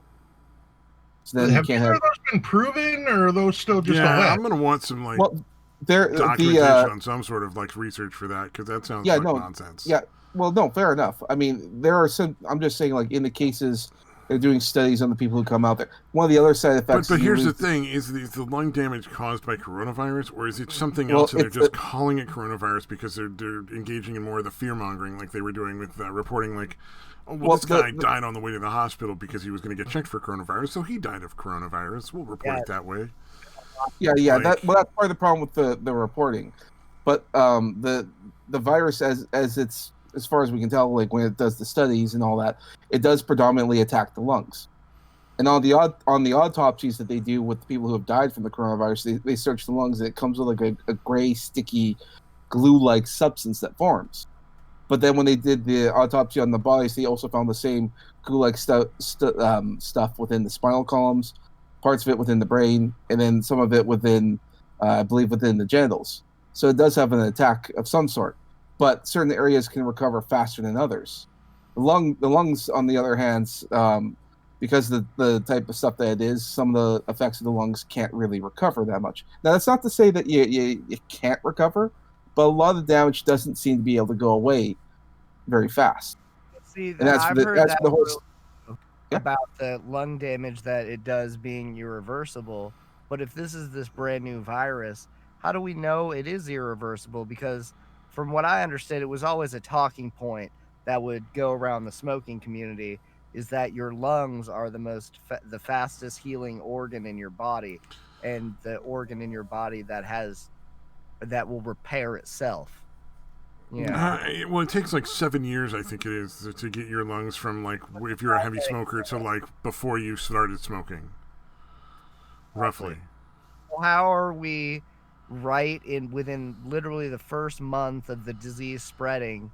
How are we already concluding that the lung damage that it causes is irreversible? Well, that's why I'm saying it sounds like fear mongering to me. Exactly. Yeah, like it could take as long as it takes to recover from smoking. Well, and you're right. A lot of this is still undetermined. We still don't know this. But part of the reason why we think that it's not like reversible is also because we don't know. This is like the substance that they're finding. It's something we've never seen before. And you're right. We don't know how much damage it can do. But it doesn't look like there really is a lot of pressure to doctors to report things as coronavirus deaths because there's more money in it in a lot of cases because the government is subsidizing a lot of healthcare. I imagine in Canada as well. Because you get that whole free healthcare thing. But there's more money if it's a coronavirus case for the hospitals. In the U.S. at least. So I know that there's a lot of pressure to be like, well, maybe they would have died from all this other stuff and that's what really killed them, but we're going to say coronavirus because... Well, and there is something to be said about the whole, like cold and flu deaths have like, diminished to zero, which is stupid. So, were the heart disease deaths, every type of death metric is way down. So we don't really know but even if every single death is real, really not that, if if we've already passed the curve, then everything should go right back to normal. Even with the inflated statistics, it doesn't really look that bad. Yeah. Like, if this was a highly infectious Ebola virus, then yeah, this was good practice. But we didn't get this virus early enough to do like a complete quarantine. If we knew, oh, it hit New York City, boom, we're going to quarantine New York City. But we already knew it was all over the country already. I don't understand what's happening right now. I think for like the first 2 or 3 weeks, it really did make sense. It really did make sense to push and strongly suggest very strong quarantine measures. But I think that time has passed now that we know the real numbers. And the public would have done it. The public would have done it on their own. There was no reason for the governors like we did in Georgia. The governor didn't force anything. To be fair, could have strongly suggested it. You know what I mean? Without making it law. I think part of the problem was, and the reason for the quarantine was because the actual ability to protect ourselves wasn't really readily available. I'll give you an example. I mean, China, prior to this virus becoming public, bought up pretty much the entire stockpile of M9 masks and various different other like health related things. They bought a whole bunch, and that's part of the problem we have here in Canada. Like, they bought all our masks. We literally had no way in under 5 minutes. That's like, all right. So shit about these masks. Okay, but all right. The thing about the masks is that there are certain materials that you need, like cottons and various different things, to make a proper mask. Like, sure, you can make one from home, but we stopped using a lot of those materials a while ago, and we've switched over to different synthetic fabrics, which don't protect you against this stuff. The actual material is a lot harder to get than you might think. We literally don't have as much ability to protect ourselves with just basic fabrics as you might think. And like all the fabric stores that sell anything that was cotton based, the type of material we're looking for, all sold out. There's literally most people have fucking cotton balls or cotton swabs, shit that they can use. Well, and you could try. Those are I don't know exactly all the means to do that. A lot of these homemade masks. My mom found the best one. Oh yeah. HEPA filter vacuum cleaner bags. Oh yeah, there you go. So it's already designed to filter out viruses and germs. So you just cut a square of that shit out and stick it in a mask. Yep, or you can make that work. We got some furnace filters. We were going to try and make some masks.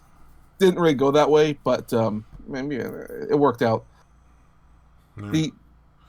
So actual protective material was a lot harder to get than it used to. Like back in the previous quarantines, there was lots of that stuff going around.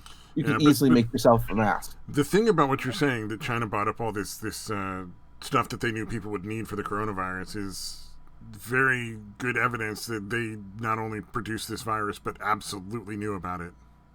Yeah, I don't think any reasonable person outside at this point that they knew a lot more, a lot sooner. When they were welding the people in their houses, they already knew it was too late and that it was spread. Yeah. What was that? Yeah. They had their little mini tanks rolling around, just spewing shit out. Oh, I remember that was frightening. People in masks with those little things. Yeah. I don't even know what that was. Yeah, they're like little mini tanks spraying disinfectant, dude. Clouds of the shit. Oh, that it was this, like, I saw videos of like little white little mist things going around the streets. It was frightening. It was like swarms of ghosts going throughout the streets. And for all we know, it could have been, because the amount of people who were dying was ridiculous. But if you remember, like, we started our lockdown as soon as their healthcare system started to fall apart, and that was the big thing, curbing the curve, or whatever they kept saying. Flattening the curve, yeah. And now that we're sitting at the height of it, are still only like 30% of our hospitals were like at capacity. And now it's like most of the hospitals in the country are pretty empty. That's what people keep saying. They're laying people off. They're laying off workers. Yeah, they seem to spend more time doing TikTok videos than anything else. That shit was crazy. That was like neener. Look, we're still working and making money while you can't. But it was fucking crazy. Like, how did nobody tell them that was a fucking bad idea? That I know, and the fact it still went on for weeks with even getting bad press, people probably still making them. But they even had in New York City, that boat, Trump's big boat, still only saw 83 patients, and that was them. They probably took the healthiest coronavirus patients there just to say, well, we use the boat at some level, like 83 patients. So, like, where nobody's talking about that 40,000 respirators New York was crying about when they only ended up using 4,000. It turns out now we have more respirators than we need. I don't understand why everything hasn't just opened back up and we treat our elderly people like they could die. Yeah. Well, I mean, yeah. At this point, I think the one there's one benefit. It's hard to justify a stimulus package that they did without it being somehow mandated by the government that businesses and stuff shut down. Sure. So that really kind of helped them justify, like, oh, we're going to give all this money to small businesses. Yeah. Sadly, I think they also gave some to corporations. I would prefer they, leave them out of the payoff. Yeah, or just fucking hit small businesses, or just hit individuals with, like, free money so that they have, like, fucking rent. Sure. How many colleges had to give that shit back, dude? That were like, yeah, sure, we have a $35 billion in fucking endowment, but we need money from the government. I'm pretty sure it's like almost. I'm pretty sure it's like almost 80% of the money went to big corporations and banks, and the money that at least that $1,200 check reached a lot of people who genuinely just didn't have a job, don't have money for food, and they pay their rent, so it all goes right there too. Well, not always. Your landlord's not always a big. Every state enacted like a 2-year you can't be kicked out of your apartment thing or something like that. And they gave extra food stamps out too. I don't know if you guys know that, but yeah. But I think the not being allowed to evict people for like the next couple of years is going to be a big thing that'll help a lot of people who got really fucked by Corona. I think it's only 2 months. I think that shit ends after May. Are you sure? I thought that was going to be extended for like a year or two. Maybe it depends on the state. I'm not sure, but I don't see how that would work. But yeah, that would be crazy. But that sounds like dude, the legislation that we're going to get in response to trying to fix the economy is going to keep getting crazier and crazier. We just have to go back to work. It's the only solution. Otherwise, we're fucked. And there's no reason that people can't go back to work, especially if the whole, like we were talking about earlier about UV light and all that killing the virus. It's perfectly safe to go back. It's fine. Just don't let the elderly. What they need to do is just to if they really want to be paranoid about it, is it all the entrances and all the exits and invest in a UV light thing that you walk through it. It's like a instead of spraying down everybody with like disinfectant when they enter the building, they stand there, hold their hands out, turn around a couple times in a UV chamber for like a minute. And it would just all you really need is like one bar of lights that goes around the door. It'd be super inexpensive as far as expenses go, and you could just nobody brought the virus in. Different at least not on their clothes. Will figure out the ways that they should keep their customers and their staff safe, and customers should have the right to choose businesses based on, like, if they don't like this business because they think every employee in there should have a mask on, then they need to go to businesses that's what they do. Yeah. But what I fear we're going to get is a top-down, across-the-board overhaul on regulations on small business. When small business is the big losers in all this, they're the ones getting hardcore fucked right now. Yeah, all the big corporations are going to be absolutely fine. They're going to be able to buy up small businesses at pennies on the dollars, just like after the Great. Yeah, like Satan and Satire was talking about after this, he's like, he's going to buy a bar. It's like, yeah, that's the time. Not the Great Depression. What was the stock market collapse called? No, that was the Great Depression. Yeah, the stock market crash. It's something. Yeah, there's a name for it. Black Monday, maybe. I don't remember. Oh yeah. I think it might actually be Black Monday. Either way, that works. So, Khabib, what is your favorite kind of Canadian comedy? Oh no, Black Monday was the stock market crash in 1987. Oh, okay. I don't know what I think they might have just called it The Crash. If you wanted looking about the one that led to the Great Depression. Yeah, where the bankers started buying up all the smaller banks. Yeah, it's fun times. I don't remember. Samaj, what's your favorite Canadian comedian? Jim Carrey. Oh, okay. I know it's a weird one, and mostly when I say that, I'm referring to like the movies he did back in the day.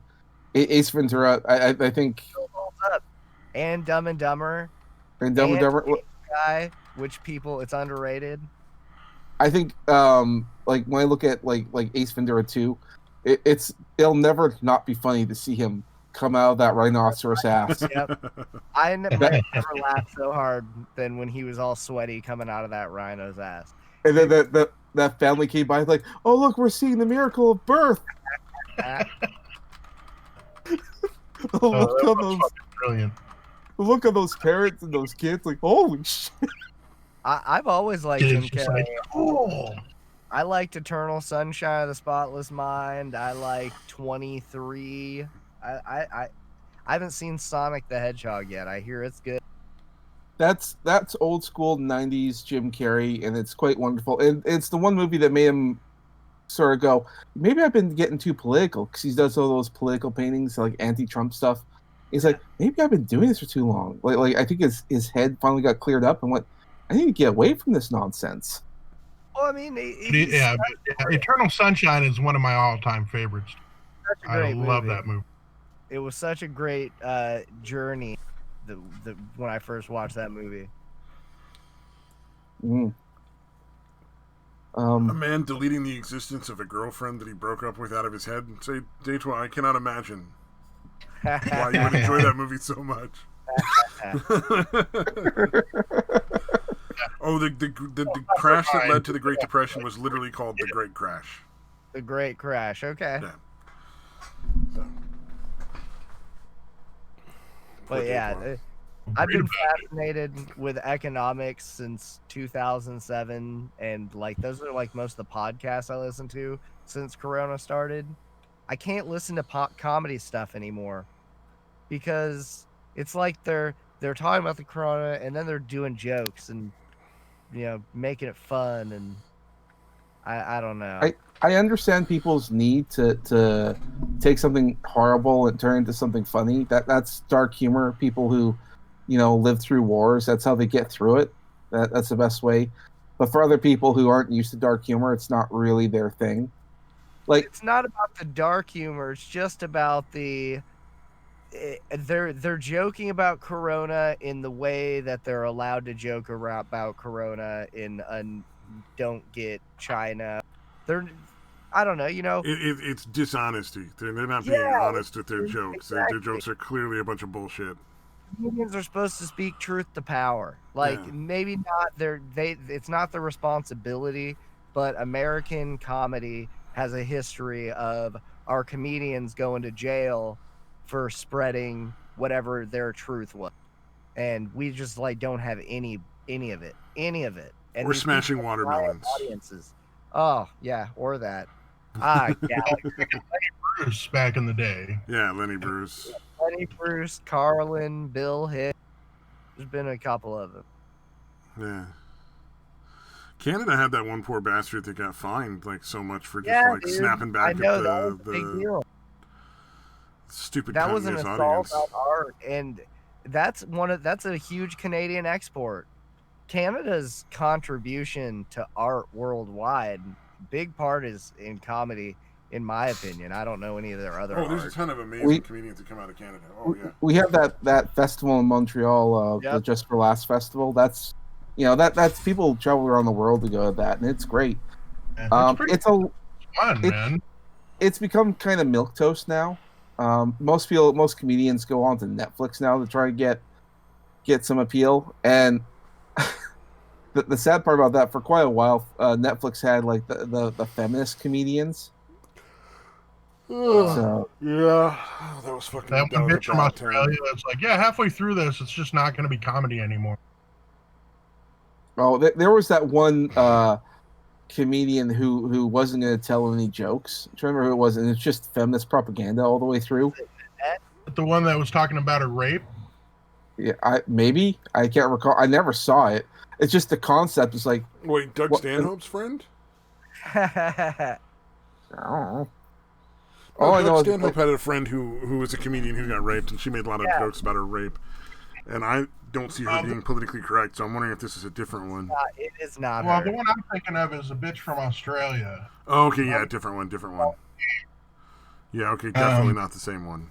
Her special is called Nanette. I forget what her name is. Oh, I'm never gonna watch the special. If she just openly announces it's not gonna be comedy halfway through, I'm done. I watched the whole thing. I'm so sorry. And I thought it was good.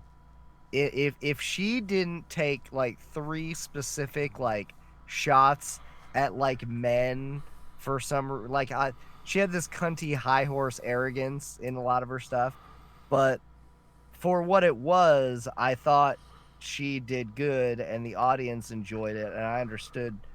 But no, she can fucking suck my dick. But yeah, she wrote like 3 different things in that special where it's like she wanted it to go viral based on, I don't know, her drawing a line in the sand. She didn't need to go after comedy and men the way she did. She could have just told her story. But it's about the fact she was raped. White men need to do better.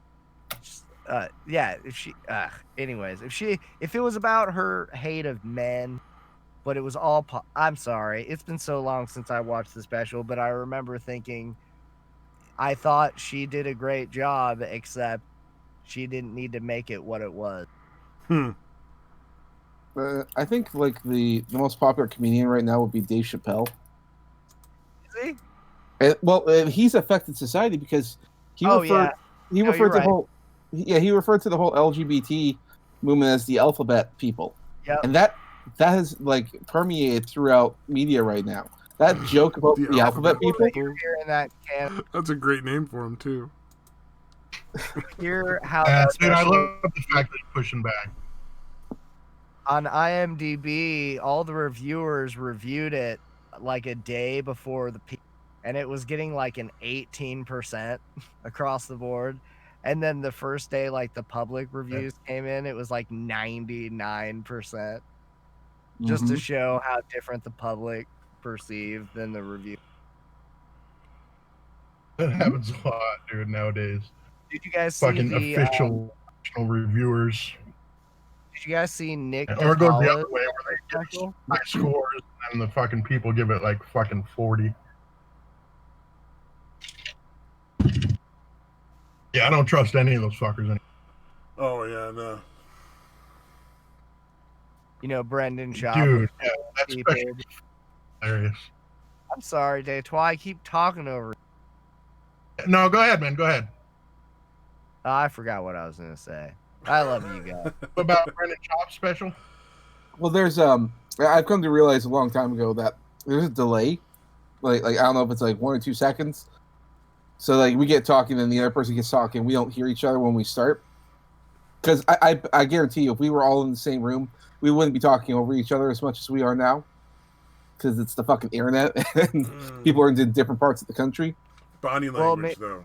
That also makes a big difference. McStabby Pants is going to make it to where we're all different heads on the screen. And we'll be able to see each other's face. Dude, see, that sounds like work.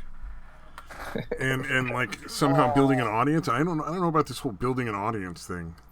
I mean, I've only been bitching about the all the images in the queue for like almost a couple years now. So I mean, true. Any day now we're gonna get around to it. I swear. See, I love doing this show. I hate the idea of actually having anything like fans. That makes me cringe. I know that sounds weird, but like, no, dude, no. I start preparing for the show about 15 minutes before we go on. But yeah, it's not a effort. I do try to keep a list of things, like an idea of like all the different things that are current events going on. Like Flynn got out of his charges, and yep, good for that. Thank God. And I love that shit's still going on. I think I said it before. The only reason I'm really supporting Trump in this election is so that all these Department of Justice investigations don't get canceled. And yeah, he's one of the guys who went to jail that needed to be released. Oh yeah. Who's the guy running against? I can't remember his name. The guy running against Trump. Joe Biden. Okay, the only reason, the other reason you need to vote for Trump is because I don't think Joe Biden's gonna live if he wins. I think well, like in the era of deep fakes, I think what will happen is that they'll just make a deep, because there's so many great deep fakes out there. That's hilarious. To make a robot Joe Biden would actually be pretty easy compared. Whenever it starts to short circuit, you just listen. If you go on to deep fakes on YouTube and you see what people are making, just regular everyday people like you and me are able to do with a basic computer. That it's terrifying. It's absolutely terrifying because I can't tell the difference between some of them. There's this wonderful one with The Shining, where Jim Carrey's face is put on to Jack Nicholson's face, and it looks so fucking good. It looks so good. Well, did y'all see? Go ahead. I don't know if you know Dr. Frankenstein, but he does a really good job with it. Yeah, he does. Yeah. Rascals, where he put like Schaub and Rogan and some of those fuckers in the place of the kids. Rogan's looked a little fucked up. The other ones were fucking spot on, dude. It has the dude singing to the chick, the "You Are So Beautiful" song or whatever. It's fucking Schaub singing it to Rogan. Really creepy. Fucking hilarious. That's freaking good. See, Schaub, you are so beautiful to me. So fucked up.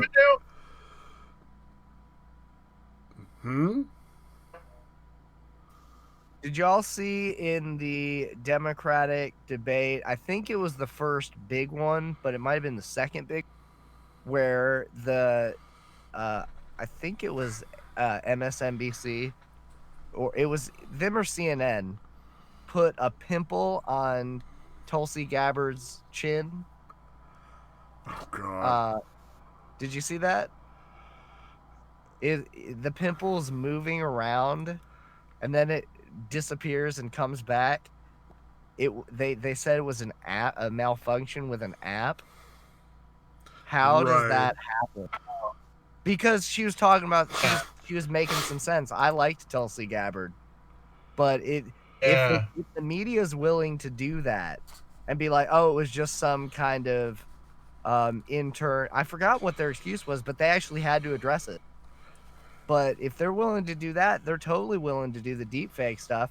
Are we like a couple years from MSNBC and CNN just airing their made up footage of Trump? Like, have you seen the footage where they just all they had was like old pictures like from like the fucking Civil War era?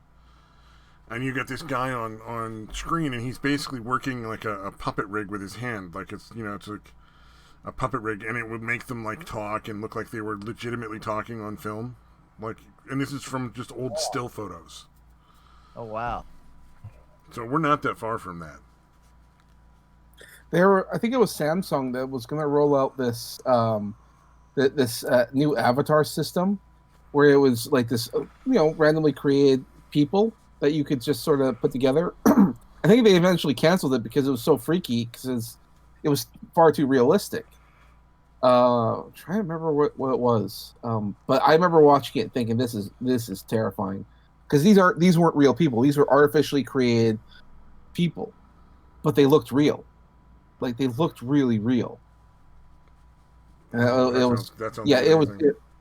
was going to roll out that everyone would get it. You get a Samsung, you can make your own avatar, and you wouldn't be able to tell if that was a real person or not.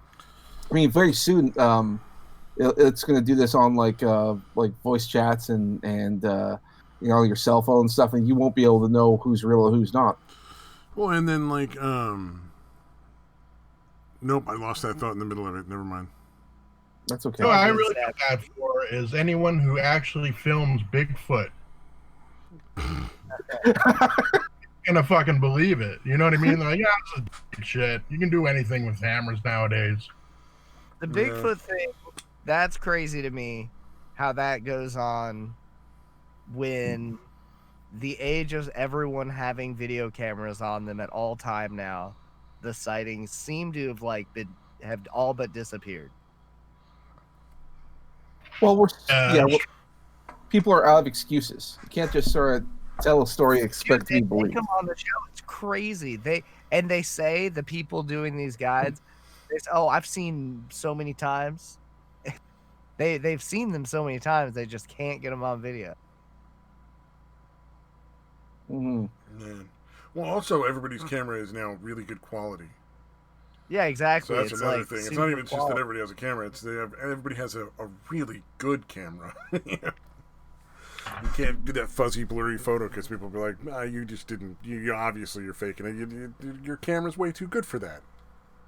The ones that are faking, which is pretty much all of them.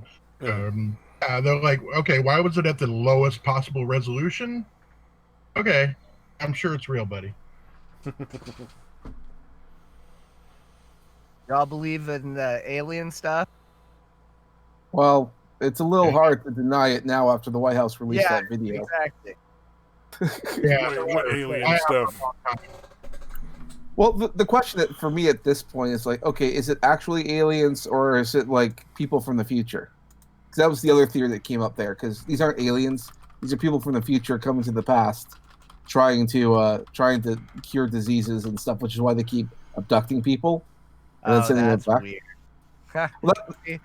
People started like adding stuff like giving motive to it and pretend, or instead of just saying and who knows why. Like, it kind of makes sense. People come into the future, like we invent some disc where we're able to travel through times in a disc and warp around. That would kind of fit into it. But to say they're doing it to help us cure diseases now, you know what I'm saying? That's just you're just creating a story. Not you, but no. I think the conspiracy theory is trying to come up with these stories. Like, some of them sound fun. And some of them sound silly. And one of the other ones, I think not Joe Rogan. Could have been Joe Rogan. It could have been Joe Rogan. No, who's the other conspiracy guy? I'm bad with names right now. Alex Jones. That's him. He, I think his thing was these are like trans-dimensional beings coming through instead of actually they're from another dimension. I thought, well, that's a crazy one. So, what video are you guys talking about? Because I've never heard of this. Oh, there's lots of videos of weird things, but there was a government documents. I don't know anything. All right, Navy one off San Diego. No, what it is, it's a guy in an airplane, and they was recording like chasing an object, an unidentified object. That was apparently too fast and was sort of going away. You probably have seen it if you ever looked up UFO videos.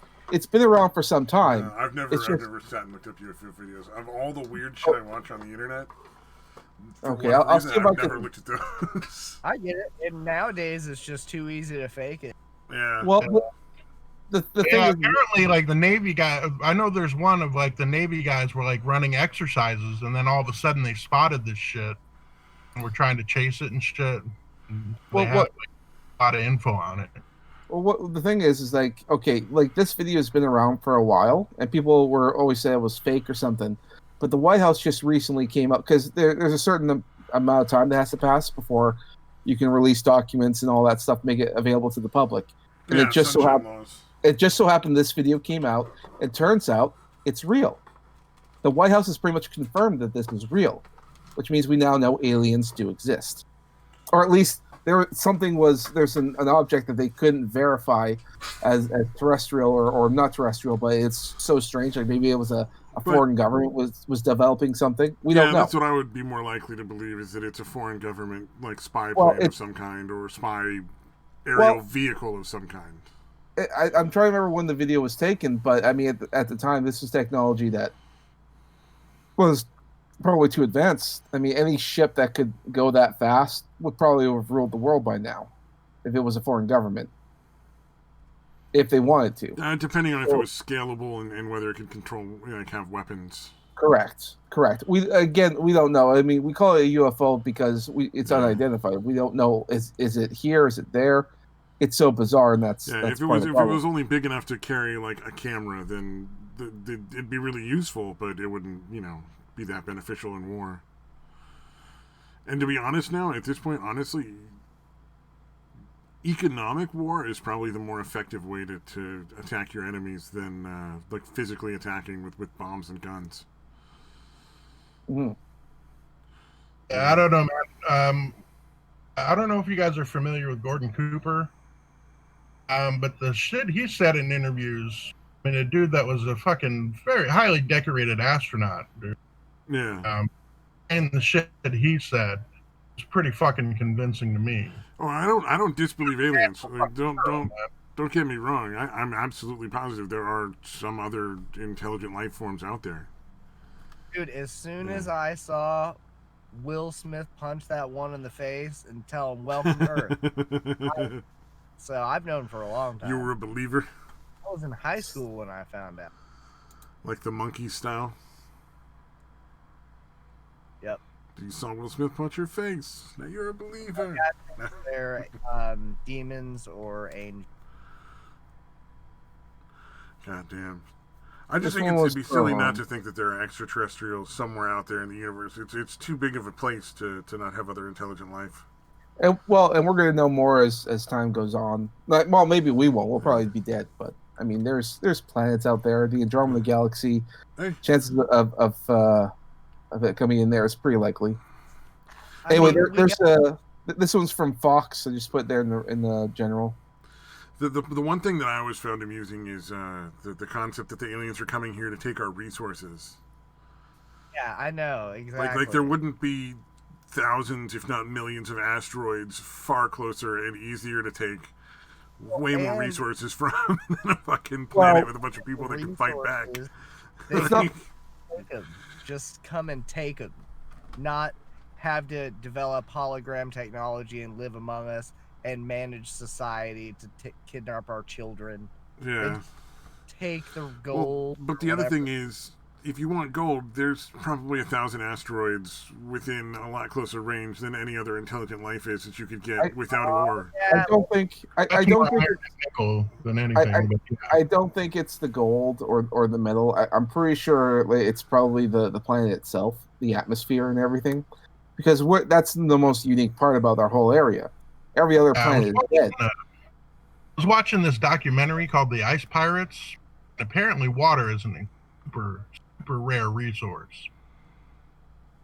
Yeah, exactly. Nobody's seen that fucking movie, have you? Never mind. No, I've never seen The Ice Pirates. Now I want to see Ice Pirates. It was a fucking movie. It was like a comedy movie.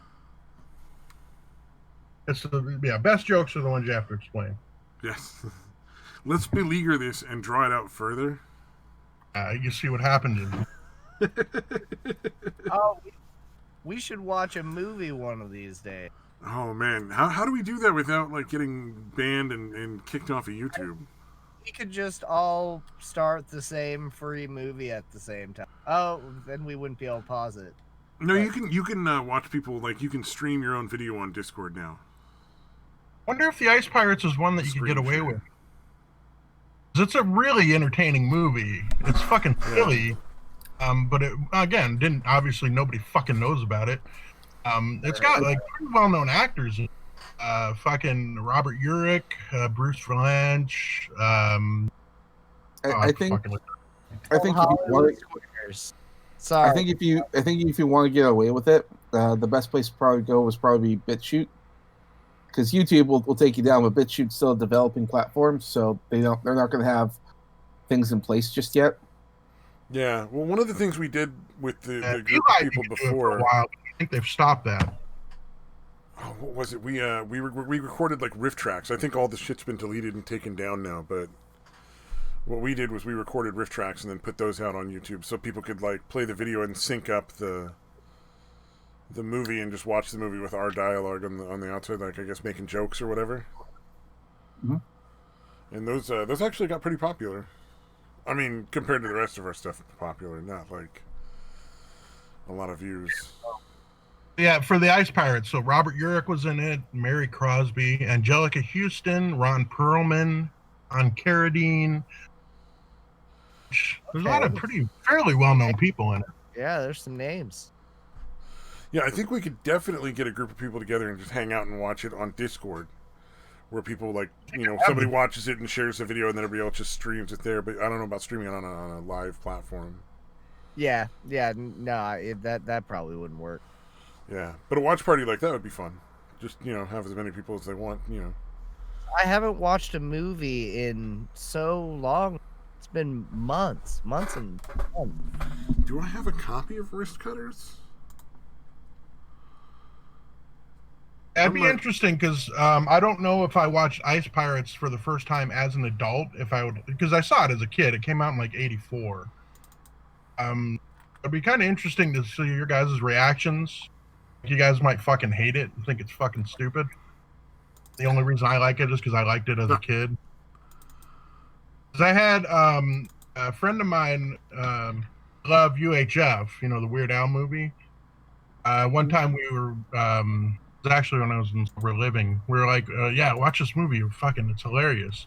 Those two dudes who had not seen it as a kid, they were not entertained. Yeah, I didn't see it either, but I would imagine a Weird Al movie from the 80s wouldn't age very. As much as I love Weird Al doesn't get the respect he deserves. I don't know. That movie Weird Al made the, what is it,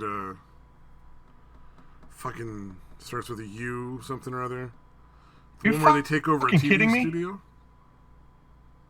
You fucking serious? What? Did it just not come through when I said UHF? No. Oh, no, it didn't. Yeah, UHF is the right one, though. Yeah, no, I wasn't hearing you. Oh, okay. What the fuck? Right. I don't remember, but I remember he was in a movie that was good. That I probably did see that movie. I don't know. Those two dudes were like pretty straight-laced Mormon guys who were somehow heroin addicts, but still. Weird Al played a serial killer in what was it, Batman versus Robin, one of the animated movies. You wouldn't know it was him unless if you watched it, because it's the one thing he's done that's probably not a comedy as far as I can tell. He plays a pretty convincing villain, and I'm not like saying villain as in like the classic comic book villain. This is like a really dark, take it seriously kind of villain. Yeah. If you get a chance to see it, give it a watch. I mean, that's like the only good thing about the movie, because it's supposed to be the Court of Owls story, and it's fucking terrible. So, like, as a movie, like, I love Court of Owls. That was terrible movie. Or we could go super classic. What's that? So we could go super classic and watch like old black and white movies. Like some of those are pretty awesome.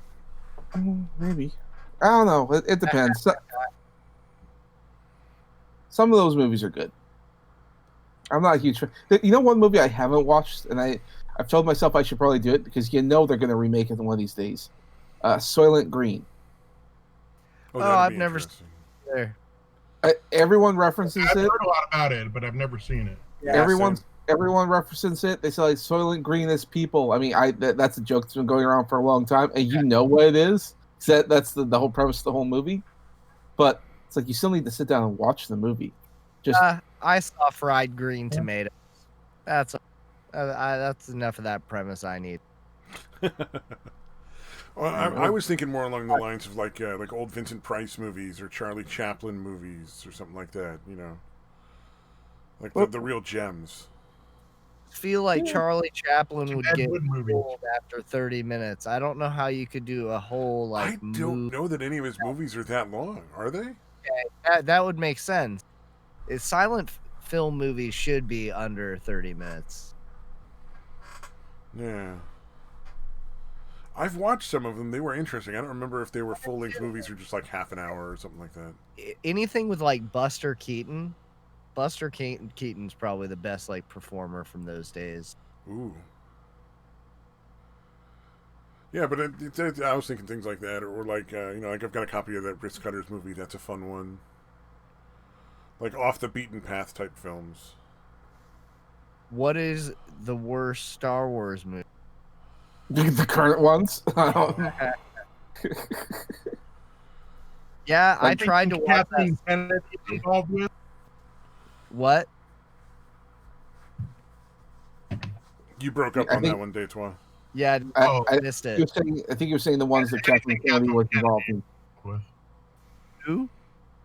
All right, Kathleen Kennedy. She's the producer of all the new Star Wars movies. I think he's trying to say that those ones that she's been involved with in. Anything with Kathleen Kennedy involved, that makes sense. And she's like the producer. She's or whatever the fuck you call her. Yeah, no producer. She's the one who famously wore the T-shirt "The Force is female." I didn't hear that. Oh, you didn't know that? There's a reason why these new Star Wars movies are terrible. I like that they had bombers in space. That was the fucking dumbest thing I've ever seen in my life. I was, you know what? Like in my local comic shop, there's a bunch of women in there. They talk about how great the movie was, and they asked me my opinion. I said how terrible. The bombers is one of the things I come to. It's like, well, it's a space kids movie. It's not that big a deal. And then I said, well, okay, so that that whole like that forced mind trick that they do to get you to do stuff. That's such a hard thing to learn. Even Luke Skywalker, the chosen one, couldn't learn that, or at least couldn't really master it to the extent like that Obi-Wan Kenobi could. And then here's this chick. She just has to look at the guy. It's like, oh, I could do that too. Like that's bullshit. That's bullshit. Definitely a lot of Mary Sue shit going on there. The actress that played it was very likable, and I think that they could have made her definitely accepted by the fans had she earned the powers she got. See, and I don't hate. Most of the actors I don't hate. I think the actress who plays Rey. I think she was like, this is gonna be great. I've always wanted to do a Star Wars. She was very naive and thought that it was gonna be a great thing, and she didn't know anything about feminism or nothing because she just wants to do her job. And I think most of these actors just want to do their job. You hate any of the actors or actresses? Who would say no to a Star Wars movie? What's his name? Jason Boyett, the guy who does Finn. I mean, he had to fight to get his character to remain, and I loved his character in the first movie. Anyway, go. Yeah. Character Finn. Yeah. Although, didn't he fight Kylo Ren to a standstill with minimal training? I know Kylo Ren was hurt or whatever, but that actor really killed that role.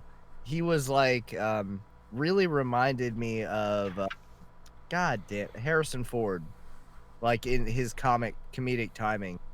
I loved that black actor and the dude that was the captain of the ship, the famous pilot. Yeah, those two guys I think were probably the only thing worth watching in that set of movies. And I thought Rey was great, and I also think it was cool to have a girl be the character, and also with a universe that's been going on for 30 years, and it's a sequel.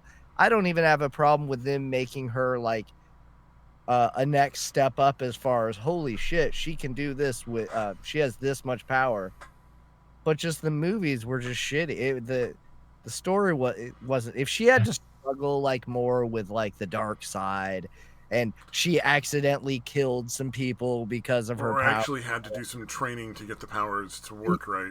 Like it's one thing to have raw power, but being able to use it when you need it, that's the part that should require the training. And that's something we haven't seen in the movies, is like a super powerful Jedi that doesn't have control of his power and his emotion. Yeah. That would have been really interesting. Had they made her like completely uncontrolled, and sometimes her power was really helpful and sometimes it was really bad.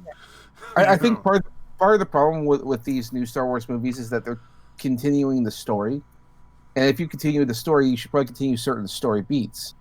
And one story beat that goes on there is of course you have to lose something to learn something. And that story beat repeated with Luke. It was with Luke Skywalker, and it was also with his father, Anakin. And that story beat was was losing an arm or losing a hand, and it was the same hand. And part of the reason for that was sort of a symbolic thing of like it's like the family right, if you will.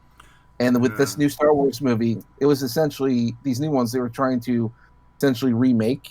It's like a soft reboot in a lot of ways, but they didn't go through like Rey didn't have to go through hell, like losing a limb and finding out. One other big thing that they fucked up from the first set of films to the second set was they tried to save Kylo Ren's character after he killed his own father. You know, and you remember with Luke, even in the face of certain death, he would not kill his own father. Mm-hmm. Yeah, I agree with that too. Big part of what made that scene so powerful. You can't then go back and be like, well, you know, Kylo Ren killed fucking Han Solo, one of the most beloved characters, but we're gonna redeem him anyway. But they could have done that way, like if Rey also was this Jedi who didn't have control of his powers, and also so was Kylo Ren, and he accidentally killed his father. That would have been different, but the way they did it was just so wrong. It was just the writing of a movie. I'm just not in. I want to be, just like the new Indiana Jones movie. I have started the new Indiana Jones movie, the Crystal Skull movie. I've started that movie at least 15 times, and I have not got past the first scene in they're in a warehouse and just a bunch of shit's happening. I just keep turning it off. You should be grateful for that movie because at least like people bitch about it, but people bitched about the prequels, and then we got these new movies. Lucasfilm, they also own the rights to Indiana Jones, and they're going to do the same thing with him. They're already planning the next Indiana Jones movie, and you're going to be looking at that Crystal Skull movie and thinking maybe I shouldn't have bitched about that one. No, you're right. The Crystal Skull movie wasn't terrible if you weren't expecting it to be a good movie. But it was just so. There's parts of that movie I don't like, but I really don't hate the movie. Maybe I'll give another shot. Well, of course, maybe it's also because I'm a Steven Spielberg fan. I enjoyed some of his work. Didn't really care for Ready Player One, even though I really wanted to. But I think Ready Player One has its own problems. Never even heard of that movie. It was a more recent. It was his last movie he directed. Yeah, it's the VR one, right? Been watching movies. Yeah, Spielberg didn't Spielberg do like Saving Private Ryan? I mean, he's done. I mean, E.T. was a masterpiece. It's cliche to bring up, but he really loves war movies, and he does like alien movies because he did like Close Encounters of the Third Kind. He was big into the whole conspiracy theories and Bob Lazar and stuff. A lot of the stuff like that Bob Lazar would say he incorporated in his movies. And so when Indiana Jones and the Crystal Skull comes out there and they're tackling aliens, it's like, of course that makes perfect sense because it's Steven Spielberg who's doing it. He's big into that shit, so obviously that's why I'm turning it off. Yeah, see, that's why they went in that direction. So that's why I don't hate the movie as much as other people do. Because if you know enough, I studied Steven Spielberg a while ago, and so it made a lot of sense to me. Oh, you've studied film. You've perked right up. You've got a really well-weighted opinion on pretty much. I'm saying it's knowledgeable. Maybe. I mean, it could be biased as well. And I'm not saying I studied film I studied some of film. Like the person you want to talk to about film is Satan and Satire. Apparently, he went to school for that stuff. So. Well, he tried to be a movie writer. Oh, go ahead, Ditwell. I was just asking where fucking Satan and Satire was today.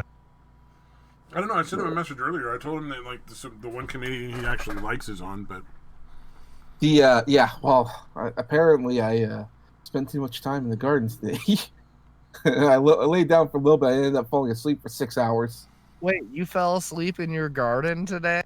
No. Okay. I was out in the garden, and then I was tired, so I laid down for a bit in my room, and I just passed out for 6 hours. which just sucks. I mean, I think I'll lie down for like maybe an hour, 6 hours past. When oh wow, I guess I'm up. Growing? What are we growing in the garden? Vegetables. Good, nice. Well, like normally, like it's my mom's thing, but the reason why it's because like, well, if the virus is going to be a big problem next time, maybe it'd be best to grow your own food. Yep. Mm-hmm. So like, I was looking into all the other stuff because apparently we can have chickens if you have like a yard, but you have to have certain requirements. I thought, all right, we could have like 3. Yeah, if we were like, okay, we could have 3 chickens. 3 chickens, I could probably do that. That's eggs and feed. We can make that work. But it's a little too much red tape because I live in a city. Well, I live in the city, and the city lets you have chickens, but it's so much fucking red tape just to get your chickens and get it working, and like, oh fuck, man, all right, why bother? The difference. Then I thought, yeah, I was to say the difference between the eggs you buy at the store and if you have your own chickens and you're raising them and feeding them like real food is fucking insane. Like the flavor, the texture, the color, the way the shells are, it's so different and like so much better. Like, oh my god, real eggs are so good. Real eggs are pretty good. Well, before we moved back to the city, we used to have a farm and we had chickens then, so we're used to chickens. And one of the ones that surprised me are the double yolks. Oh, like you get so many of those. Oh yeah. The slightly larger eggs. I'm like, what's up with that? As soon as you crack it open, you get 2 yolks. Like, what the fuck am I looking at? Yeah, and they're so yellow. Yeah. Yeah. Let me tell you, man, you make a cheesecake with real eggs. Oh, that is like a silky, smooth, like dream. Mm-hmm. No factory eggs. Get actual grow your own chickens, and yeah. Well, and we still have some connection with farmers, so I mean, we could get our own chickens if we wanted to. Yeah, you never know. Maybe you have an excess in carrots one time. You just trade some carrots for a couple dozen eggs or something. You know. Yeah, I mean, that's a good way to go. There's no reason not to. There's no downside, and if things ever get really bad for any number of reasons, then we can eat. Mm-hmm.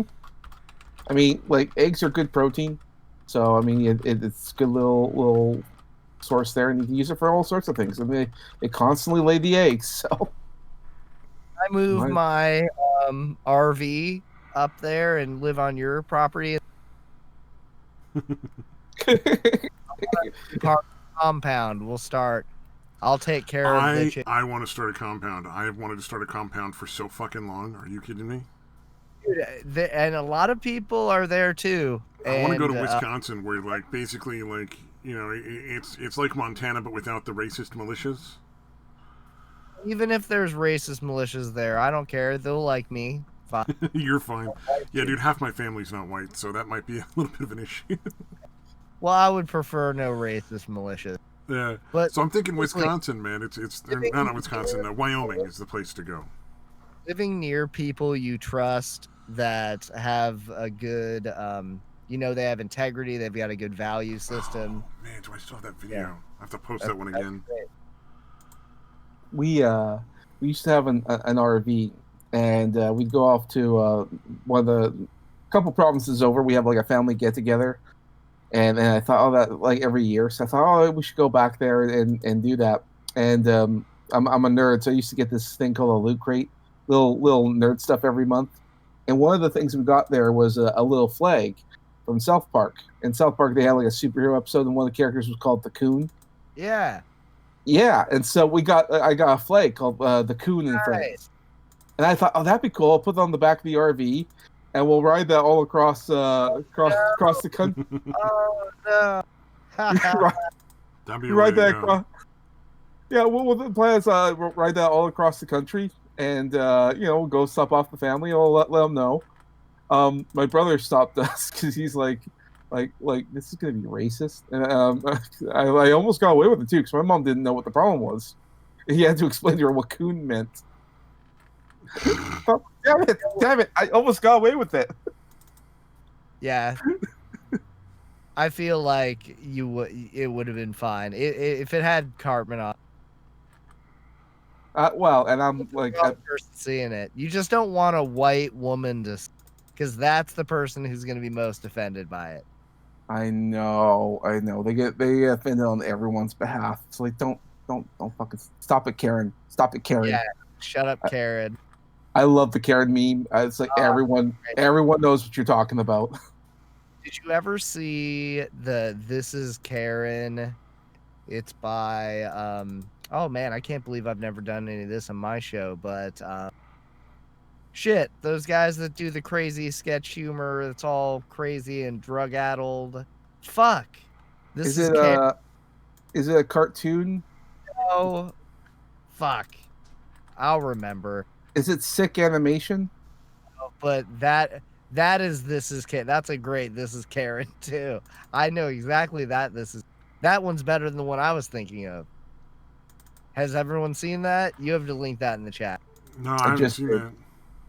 I just did. I've never heard of it, but I'll give it a watch. This is amazing. Holy shit. I can't.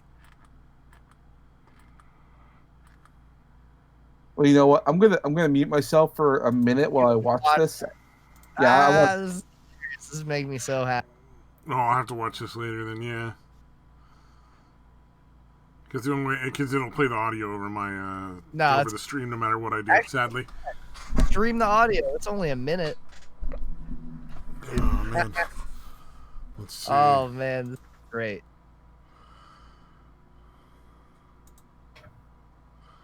Sick animation. We doing? Mom, Dad, this is Karen, my new girlfriend I told you about. That was like right when the internet first became a thing. Looks like a pretty sweet piece of when ass, I first started watching stuff on the internet. You've done well for yourself. Of course They I'll had have crazy animation. test the goods myself. I told you he was a kidder. Anyone play I've Dota never 2? been more serious in my damn life. I'm gonna rape Anyone you. what? You cut out. Anyone play Dota 2? Just kidding. Not Gotcha. me. You're on my new hidden camera show. And there's a camera was some there. random And there's a bullshit. camera there. I don't see any cameras. You see that? All right. While nobody's talking, I was going to ask you, Mateo.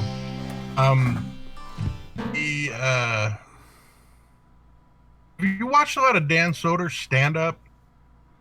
I haven't seen a lot of Dan Soder stand-up, but Dan Soder is... You cut out. You said, but Dan Soder, and then you cut out. But Dan Soder is amazing.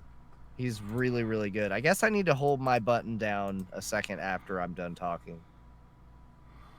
Yeah, well, the reason I asked is I saw some of his, and I was like, it's decent. But I guess he's so fucking hilarious on Bonfire. I was expecting really better, I guess. Again, I haven't seen a lot. I've only seen the one thing. That's kind of why I was asking. I don't know what his path will be if he isn't like really good stand, because all the people that are really good at doing characters like that, or he just stays in broadcasting and he's just one of those guys. But yeah, most people that I like doing their stand-up have been doing stand-up for like 15, 20. Right. So like even a lot of like I was listening to his Winnie the Pooh shit, and holy fuck, dude. God, that shit was fucking hilarious. Winnie the Pooh. He has a character on the radio called alt-right Winnie the Pooh, and it's just a really good character. His voices are not only like super skillful, but they're all very funny, like, you know, those laugh from the belly kind of funnies. Like, I love Dan Soder. Yeah. I hope he's a great him and Big J, just fucking fantastic duo, man. Big J is a great stand-up comedian. I want to hear Winnie the Pooh say the 14 Yeah, words. no, I've heard Big J stuff. He's fucking hilarious. Yeah, those two together on the show is fucking... it's just a perfect pairing. Yeah, I'm behind on. I haven't listened to Bonfire in so long. I need to go back to work. I'm so behind on like everything. Yeah, luckily I find myself in the car a lot of times when it's on Sirius or whatever. I catch a lot of it there. Oh man. Yeah, there's just not a lot of shows I care about anymore. Even though now there's like 1,000 or 1,000,000 or whatever it is. Oh, Detroit, if we start a compound, are you in? Yeah, dude, come on, Detroit. Compound? Yeah, we gotta start a compound somewhere. I'm thinking Wyoming. It'd be And really somewhere gay, nice and cheap, dude. out of the way. Yeah. We're gonna like get on each other, and it's gonna be fun. A lot of gay stuff. Wait. I just want the compound. I don't know about the rest of that stuff. McStabby yeah, pants. That sounds more like a Satan and satire optional? and Samaj kind of thing, where Samaj Stabby is like, no, pants. I'm not really into you, and Satan and satire is like, but I want to rape you. Stabby Satan pants. Satire's his motto is a mouth is a mouth is a mouth, so he'd probably be into it. Gross. McStabby pants said he's gonna show us why he's called McStabby pants. Oh no, the ultimate in disappointment. Like you just have too any belly buttons. No.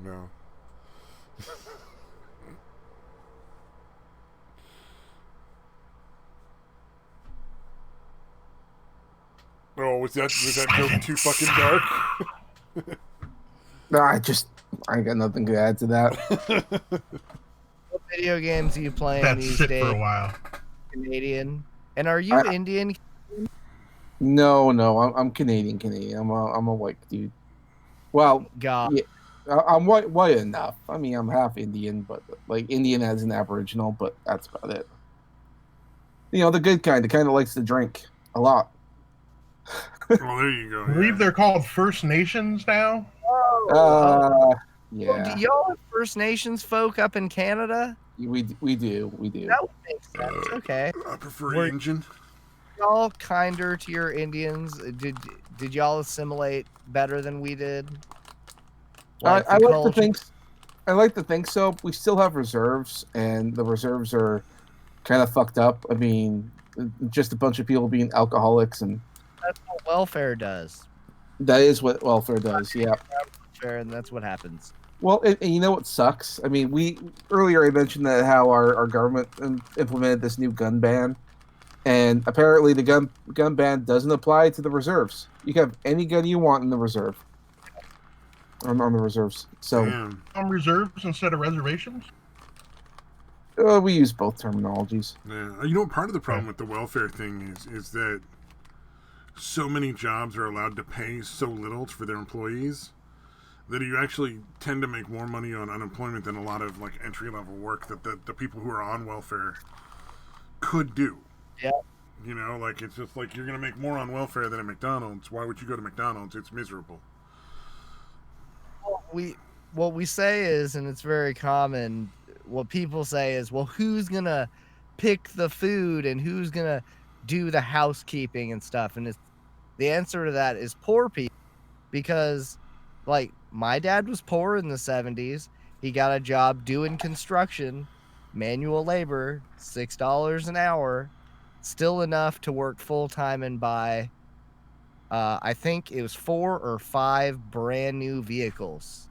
If you were like, say, living at home, and you're depending on where you are, like the wage is definitely different. Also, I'm sure when your dad was working, that was decent money. Oh yeah, no, it was.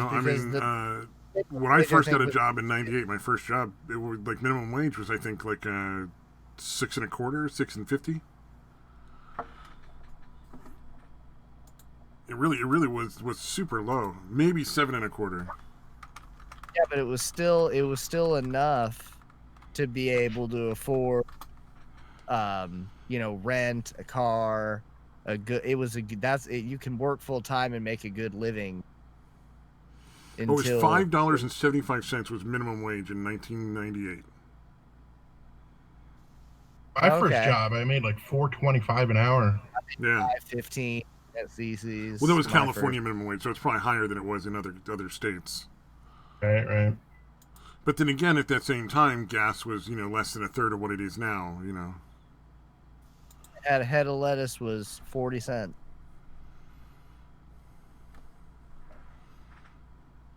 '98, maybe it was 79 cents.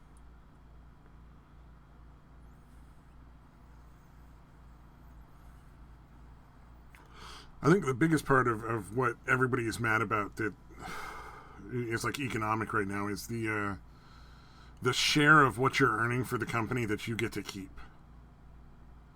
If you think about it, like your work is earning X amount of money for the company, and you used to get, say, like 50% of it. Now you get like 10% of it, and you're supposed to be okay with that. You know, like I think that's where the problem comes in. And I honestly, I have no idea how that could possibly be fixed. Yeah, I mean, Short the of government like burning is corporations to the ground, you know, like because small businesses generally don't have that issue. government is siphoning so much money out of the um out of the in regulation and stuff. So like a lot of the time these big businesses are having to cut their payroll because cost of well, not even big businesses. Business is evil. They're like all in bed with the government. It's all crony capitalism, and they do treat their employees like shit. Yeah, But I'm talking about smaller businesses, like the business I work for. Like they might have to downsize, lay somebody off, not give us bonuses and stuff. You know, just based on new regulations that they have to abide by and permits that we now have to get. yeah, oh yeah. Well, my first job was with Sears Auto Center, right? I changed tires and batteries, and then I eventually ended up like running their battery bay, and like I did a little bit of sales and stuff. But when I started the job in '98, it was my first job. It was minimum wage, and then I also got a check every week. You got paid once a week, but I also got a check every week based on how much profit the company made, how that store made. Oh, that's so I would get a cut of that. It was profit sharing, and over the course of like I worked there for about a year, roughly a year, because I said, you know, first job, I'm just going to work for a year no matter what, like how bad it is, how good it is, and just stick with it for a year so I get a year's worth of experience. And over the course of the year, like it slowly changed to the point where they were paying you every 2 weeks and then twice a month, and then you started getting less and less on the bonuses until eventually you were getting none. So it was like, you know, you just, even then it was starting to, basically the companies were starting to fuck over their employees, you know? Yeah. Working for Verizon, that shit definitely fucking happened, dude. Well, It definitely started taking more and more away, dude. Yeah, it's because they can outsource more and more over, you know, overseas or with you know, fancy robots and equipment and stuff, you know. Yep. But how does it get better? Like I don't know how it gets better. Because what is labor worth now when unemployment is 50% with automation taking over big Yeah. But is it acceptable? Is it acceptable for one person to take advantage of that technology and suck all of the resources out of the economy? That is why so nobody has enough to live off of. You know, like that's the problem. Why I wish Andrew Yang was better. I'm a libertarian. Milton Friedman was for the living wage under you know, certain ideas and it being paid for. Yeah. Andrew Yang's plan was to directly tax technology. So as more jobs are, you know, going away, it's just the companies that are benefiting are the ones paying the or partially paying for that. Well, I mean, you know, Ayn Rand had a lot of good ideas, but her suppositions to base them on were flawed deeply. Who had a lot of good ideas? Ayn Rand. Oh, I love Ayn Rand. I might be saying the name wrong. Ayn Rand, yeah. I remastered a lot of her debates. Well, no, only 3 of her debates. She had a lot of really good ideas, but she just had a flawed basis for, I think, her logic. Wait, what basis was flawed? The great her logic is clearly based on humans are an individualist species, and that's how we've been successful, is by working alone. And the reality is, no, we're a herd species. We've gained our apex position by working as groups. And when you're working as a group, you can't look at everything through a selfish lens and have it work properly as a group as you would individually. Not about doing things alone as much as it's doing things out of self-interest. So it's out of but her self-interest, the way she describes it, is selfishness. For sure. With her own words. Because, yeah. What I'm saying is hers is based on an individualistic approach. Like that everything has to be like you're just doing whatever works for you as an individual and nothing else. And that's not how we gained the success we have as a species. It just simply isn't. But it comes out of the principle in libertarianism and objectivism that you are responsible for yourself. Oh, 100%. Not everything she said was wrong.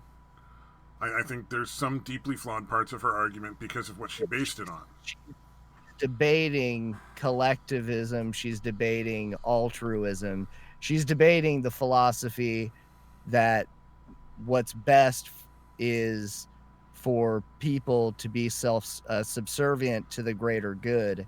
And when it comes to free market capitalism and a society of people within a free market, God damn it, don't be losing my point now. With drugs and alcohol make for good debates. Oh, I know, for real. Well, they'll be contentious with me. Like, I never get... Like, I love talking to people in areas where we... but I'm also not... I'm not somebody who's going to get on a soapbox. I'm not preachy, or I try not to be. Ayn Rand had a lot of good points in that, if you took away a lot of the regulations, small businesses could then again actually compete with some of these corporations. You have more of a chance to get the better product filling the niche that everybody wants. I just think that realistically speaking, you can't, because we have government, because we live as a group, you can't look at everything on an individualist basis. You have to also include the group perspective as well.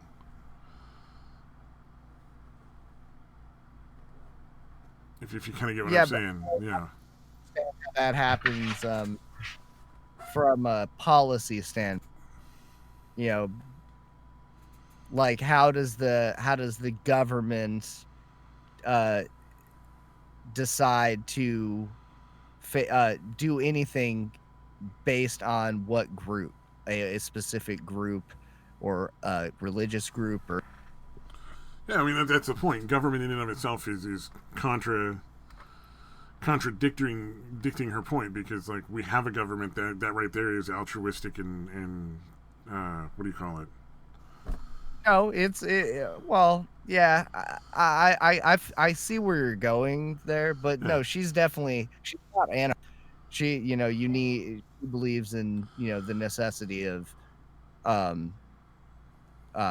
the executive, the ability, the war. We need to have an army and that stuff to protect our rights. Yeah, and that of necessity becomes a collectivist idea. That's true, and that would be collectivism. So you could say as soon as we have any government whatsoever and have a military, that is inherently collectivist. The basis of our power as a species over all the other species on the planet is collectivism. It's sure. Adaptation as well, but it's mainly collectivism. But she views it as people following their own individual self-interests, and their family's self-interests, and everyone having the same freedoms, without government being part of any kind of... Man, yeah, I need to... maybe on a sober day. Yeah, I wish I knew enough to fucking jump in here. Oh, absolutely. Because I'm sure I'm getting it wrong too. Like just because I have a really good, way of arguing doesn't mean I'm necessarily right. Oh, yeah, well, for sure. No, I actually, you made me think of... I've never thought about, as soon as you have government and a military, that you have embraced a form of collectivism. And I haven't even thought of that as, fitting within, that mold or whatever. But just hours of listening to Ayn Rand, she's so strong with the being against altruism and being like people need to follow their own self-interest, because she was combating the early feminist movement. And yeah, it was like a whole war, and she had disdain for universities and Marxism. Oh, she saw a lot of this stuff coming in like the fucking 70s. It's crazy. Yeah. No, brilliant, absolutely brilliant. 90% of what she says is 100% true. That sounds really dumb the way I said it, though. Oh, dude, that really kind of reminded me. Did you do any more research on the whole Yuri Bezmenov guy? No, I didn't.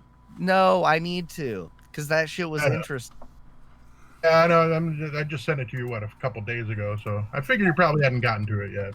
Yeah, no, thank you for reminding me, because I didn't even finish that video, but I could already tell that I wanted to dive more.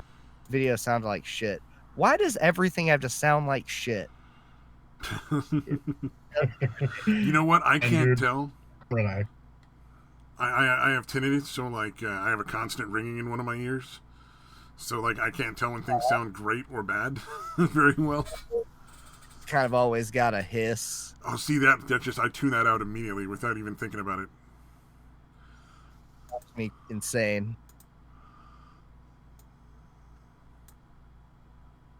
What do you want to talk about, Sinaj? I don't know. I couldn't chime in on the whole Iran stuff. No, I know of her. I know of some of the things she brings up, but I haven't listened to a lot of it. Yeah, I'm in the same boat. If you look at so if you're looking at Ayn Rand's philosophy, just to put it in an easier way to like handle, you take those retarded fucking idiots. Oh, I forget what they call it, the ones who want anarchy and communism, or anarchy and capitalism. The anarcho-capitalists. She's the basis for a lot of what they're saying. They're just like retarding. They're taking her theories and making them fucking dumb. I consider myself anarcho-capitalist until I met and talked to other anarcho-capitalists. Yeah. You realize, oh wait, no, I'm really just a liberalist, and these people are out of their fucking minds. I don't think with technology, I don't think there's any way into the future except with we're going to be getting social, and it's going to be more and more. But I want that I want to be able to keep our rights with that. So I think no pure system is the right answer. Sure, because there has. Yeah, you need aspects of all of it, I think. Apparently there was a $2,000 a month thing the government was going to pass. I just don't know which government. Yeah, somebody brought it up to the House, and it's not going to be able to get any traction. Oh, was it a UBI kind of thing? Universal Basic Income thing? Yeah, it was. Okay. We're going to get... Well, okay. With all the printing that's going on, we should have already got it, because everyone should get the same. If they're going to run the printing press, give everyone a couple $1,000s a month. If you want to give some of yours to... Anyway, yeah, I'm an across-the-board kind of guy. Oh, Bernie and Harris had a bill trying to get it passed. Okay. I just wondered if anybody else had heard anything about it, because that struck me as like, wow, I'd never heard that they were going to actually try to... That anybody even thought they could get that through Congress. I mean, they're printing a lot right now. Small businesses can't keep up with competing with unemployment insurance. The government's paying a lot of people to stay home more than their employers will give them, so the people are demanding to their employers not to open back up. And they're there was that one coffee shop, right? Yeah, I remember seeing something about that. That's happening like in a lot of places. It's it's happening up in my family. So. The thing is, it's only through July, so it's only for like 2 more months that goes right now. Yeah. And even though like in California, the way it works, I would make not only twice, but like 2.5 times what I make on unemployment. But like, it's only going to be for 2 more months, so it'd be a terrible idea in the long run. Oh, I don't know what's going to happen to California. it seems all crazy to me. Like, well, the yeah, more people are California, going to move there because they have all policies that make it good to be homeless out there. I am All the doing people. my best to save as much money as I can to get the fuck out of California. That's right. You're in California. Well, at least you're not in like LA or something. Oh, like that. that's true, but I'm like an hour out of San Francisco. It's really bad. You weren't interested in getting out of California due to like the returning of the plagues, or I've the been trying garbage? to pay off my debt and get money socked away for a while now. It's for a couple of years. Yeah, I had a lot of debt to Where's pay. I still have a lot, but I had a lot more. the compound going to be? We'll have chickens. We can talk about Ayn Rand's delicious eggs. I would love to have chickens again and make that work. Although, granted, who knows? I mean, chickens in the city seems like a strange thing. I don't know if I can trust my neighbors. But I currently live in a duplex, so in not a great neighborhood. So maybe if I got like a house or something for the bear, yeah. Just don't get Detroit's midnight screaming chicken. Oh yeah, that would be a problem. Oh man, Number one problem people like run into is cats and dogs, like coyotes and cats get kill the chicken. If you're in the city, then you just have to worry about like hawks and stuff. So yeah. I mean, it's not domestic cat. There's not too many cats in the area. There used to be more, but a lot of people moved out. So far there's just one. I think there's 2 other cats here. And cats kill chickens. I'm sorry, I meant like wild cat. Oh yeah. That's not a huge concern. Coyotes, on the other hand, I've already seen a couple of them in my area. They might be a concern. So far it's been okay. We've spotted a few, but I think we'll be okay. Aren't loud, right? One of my neighbors now has a fucking donkey. Every once in a while, it's not as bad as the rooster crowing at fucking. Well, he should be here any minute. It's almost midnight. Every once in a while, donkey comes out. Yeah. At least it's not peacocks, man. I mean, like they got somebody around here's got peacocks too, dude.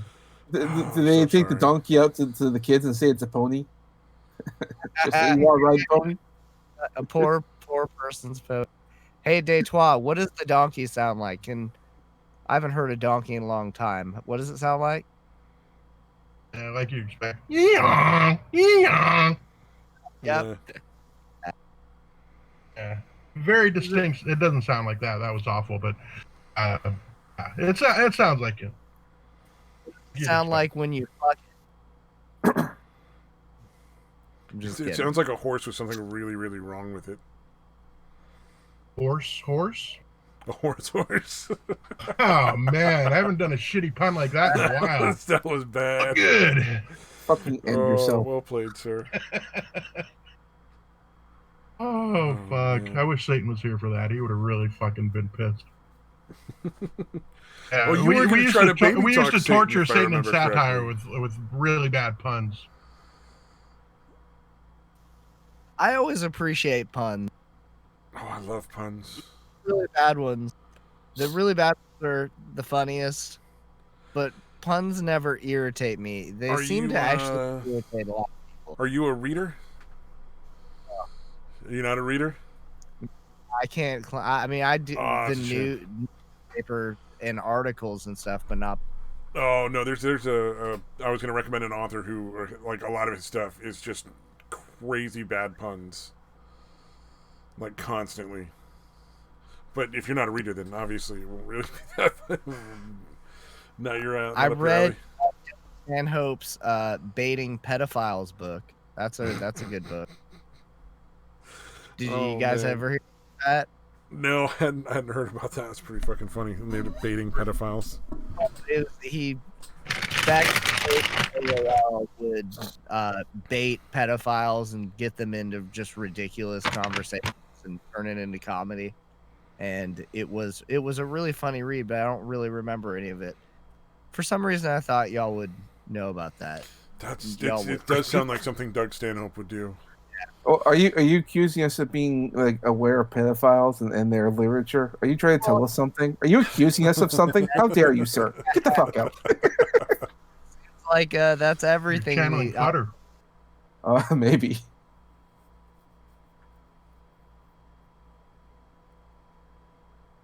That's last week, dude. Futter was like fucking crazy belligerent. I want Futter to come everything anybody was saying, dude. He was just, what the fuck did that matter? What the fuck? He was so combative. It was awesome. He needs to come back. Yeah, you've only dealt with it once. Fun. You keep dealing with that fucking regularly, dude. There have fucking been annoying. a couple times where there's been a few times when he's been on where he was actually a lot of fun. It just actually sober, as of late, dude. it's been so long because it's like he just keeps drinking more and more and getting more and more belligerent. I don't know what's going on. Like I hope I'm actually not joking about him needing like an intervention or something. Yeah. Maybe the stress from all the fucking bullshit he's dealing with his kids and everything is like really getting to him at this point. Because it seems like it's I get why he's using it to the cope police are and shit, showing up. He's getting attacked. Oh, that is sad. You got to give him a pass. And he was just crazy drunk and ordinary. I thought it was funny. Yeah, I was getting a kick out of it. Like Satan, but less coherent. I still haven't met Satan. Yeah, he was here the last time you were here, I think. He came in toward the end. Right. I didn't remember him being known as Satan, though. Oh, what did we call him? Oh, Sleepy Boy. I he was the one that said he actually liked you, dude. That's right. I remember him. Satan's weird. It's like all of us kind of hate a lot of things. But for Satan, like, he hates liking things. He seemed like he's a that cool makes any guy. sense. Yeah, no, I know exactly what you're saying. He seemed he's like fun, dude. Guy, like, yeah, I liked him. Well, he claims to hate all of us, but he'll show up and have conversations for like fucking hours. You know what I mean? Yeah. Cool. It's a little weird. He's like, oh, I fucking hate you guys. No, he hates everybody but Samaj. Samaj, he wants to marry for some reason. No, it's not going to happen. No. Die in the fire. That's what he needs to do. Oh, don't look at his nickname on the Discord here anymore. What about my nickname? What are you talking about? No, I was talking about Satan and Satire's nickname. You definitely want to see that one now. I thought you were talking about my nickname. I don't know. What... Leg artist. Is that what it is? What happened there? I don't know. What? Oh, his nickname now is Mr. 14 Words Samaj. After that severed foot picture you put up there, leg artist seems pretty gross and creepy. Yeah, that is the most disturbing version of that particular sex toy I could find. So fucking wrong. Sorry, that makes you feel any better. Oh. I wonder if they make a version now with like, like for the people that like messed up feet, with like toenail fungus in it and fucking like warts on the feet and shit. What is the deal with so many people liking feet? I don't know what it is, but it's fucking never stops. It's so much fun too. It's so many people. I don't know where that fetish comes from. I don't get it. I mean, I don't hate it. I've always. I think you have to be afflicted with it to understand it. I think it doesn't make any fucking sense. I've never. Yeah. I can't seem to get away with when people say that I'm a foot fetish guy. I say I'm not, but I know why they say that. I'll tell the story because some of you might not know it. But I do a lot of artwork, and one of the drawings I did involved the character, and she wasn't wearing any shoes, so I did the feet, and people were bitching about how ugly they were, and I have to agree. I'm not very good at drawing feet, and it showed. So I thought, okay, I should probably improve that because they were bitching about that. I thought, okay, I should make that look better. So I put in some effort. I got pretty good at drawing feet. And then they started saying that I have a foot fetish. I'm like, oh fuck this. So I stopped drawing feet. And then I started trying. After a few years, I'm like, I'm no good at drawing feet again.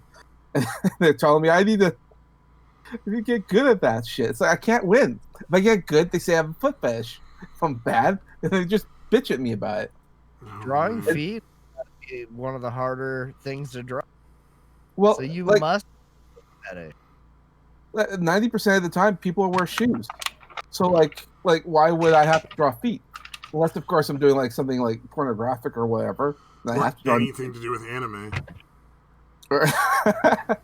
Well, there's a lot of weird foot shit in anime, man. Is there? There's a lot of like really carefully drawn feet.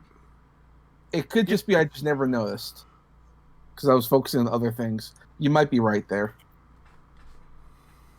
I'm like Patrice O'Neill. I'll start getting racist talking about Asian people and just the way they see sex, or at least the way they portray it in their pornography. Like I always thought Asian people were the girls were the most beautiful girls, but every time them in a sex act, they gotta like be whimpering and trying to keep their legs closed and holding their tits like they don't want. It's the grossest. It's very rapey. Yeah, it's super rapey. There is a huge amount of like train rape porn. All of it. It's not some of it. That specifically is a huge fucking genre, though. Train rape. Rape in general. Stuck through the wall shit. Yeah. I forget what the term is for it, but there's like that's what one of the genres. Fucking. Then there's the lolicon. The lolicon shit. Yeah. I don't know anything about that. It sounds like I don't want to know. Lolicon is cartoon child porn, essentially. He literally just said he didn't want to know, dude. I know, but I had to tell him anyway because I'm an asshole. Yeah, I dated this girl one time. She was 19. I was like almost 30. And she had what was called manga. And it was men in like 15-year-old dudes like giving each other hand jobs. Like was what this comic was. You know what? As far as manga goes, that was extremely mild. I didn't read it. I'm just summarizing. Like all sexual and manga was just okay. I have no idea what. Well, all right. Because I'm a bit because I'm a bit of a nerd here. Manga just means comic book. That's all. Yeah. But what you're. Yeah, I know that's what she called it because it's like saying comic. Like I got a dirty comic, or rather, I have a dirty manga or whatever. That makes sense. The stuff you're describing there, that the terminology on that is yaoi.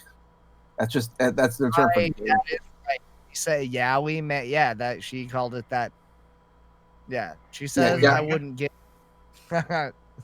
It's like saying like gay book, like homosexual book. What is hentai anything specific, or is it just animated porn in general? Well, it means pervert, but yeah. Yeah, it means pervert, but it catched on with us, and so that we call it that. They have different terminology over there. Oh yeah, then you're going into like doujinshi and all that kind of shit. Yeah. Well, doujinshi that just means fan comic. I mean, when like we specifically hear like the fan porn comics, though, right? Like as a genre. Well, that's a separate genre. But I mean, if I wanted to make a fan comic book about, like Iron Man teaming up with Saber from the Fate series, I mean, and it's just there's nothing dirty of it. It's just a fan doujin. That's what it is. Oh, okay. But we associate some of that terminology for the dirty stuff because it's used that way because we don't get most of prevalent. We don't get most of the non-dirty. Yeah. Fucking weeb. I am sorry I asked. Then they censor the actual parts. Like what the? That's a weird one. Where the whole tentacle thing came from was the fact that they couldn't show a dick. They have very strict laws. Yeah, they have strict laws on pornography and what can be shown and what can't be shown. They're quite lax on like breasts, if you will. So that's why you can watch an anime that would have been on TV and you can see naked breasts. That's a thing because Japan doesn't really care so much about that. But down below, you can't. So that's why it's always censored. Or also, in the early days, it's like almost everybody there has a fucking pee fetish too. Yeah, it's all. I mean, the word from I guess the church would be degeneracy. Mm-hmm. That's what it is. It's all there's nobody. The girl never is enjoying the sex. It's something being done to her. Mm-hmm. It's just That goes the other way too in some of it though. There's some Japanese porn where it's like femdom kind of stuff. For sure. Well, and the whimpering. In the case of like the degeneracy, it's more of a side effect of what happens when you have a society that isn't breeding. Like we people like earlier we were complaining about how people aren't connecting and having kids anymore. It's been like that in Japan for a lot longer, and their birth rates are so low that the government's coming in and saying like like you get free diapers when you raise your kid. Like you just put it on your tax return, the government will pay for it. Why are birth rates so low since they're, I guess, a wealthy country? I mean, it should be low. They're on a little island. Yeah. So the difference between one of the big differences between Japanese and American culture is the dedication to work and the hours that they put in. And to me, I think a big part of it is the fact that they've encouraged their women to go out and work jobs just like the men. So both men and women are putting in like 16-hour workdays on a regular basis. To invest in their market.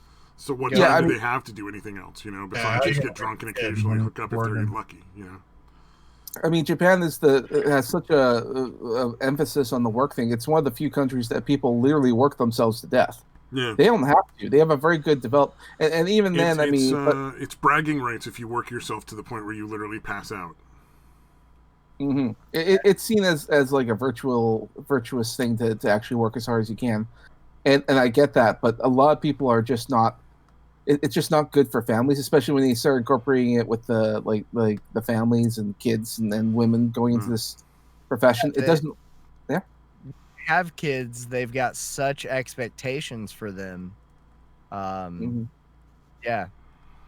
But and that's part of the problem with the culture they have there. But also we have a lot of the youth, a lot of young men are seeing this kind of way, like the way men have to work and everything. A lot of the young guys don't like that way of life. They don't, and they've actually there's been a condition called hikikomori. I don't know if we have like a term here, but essentially it's like people are so scared that of the way that life is, they're not even going to work.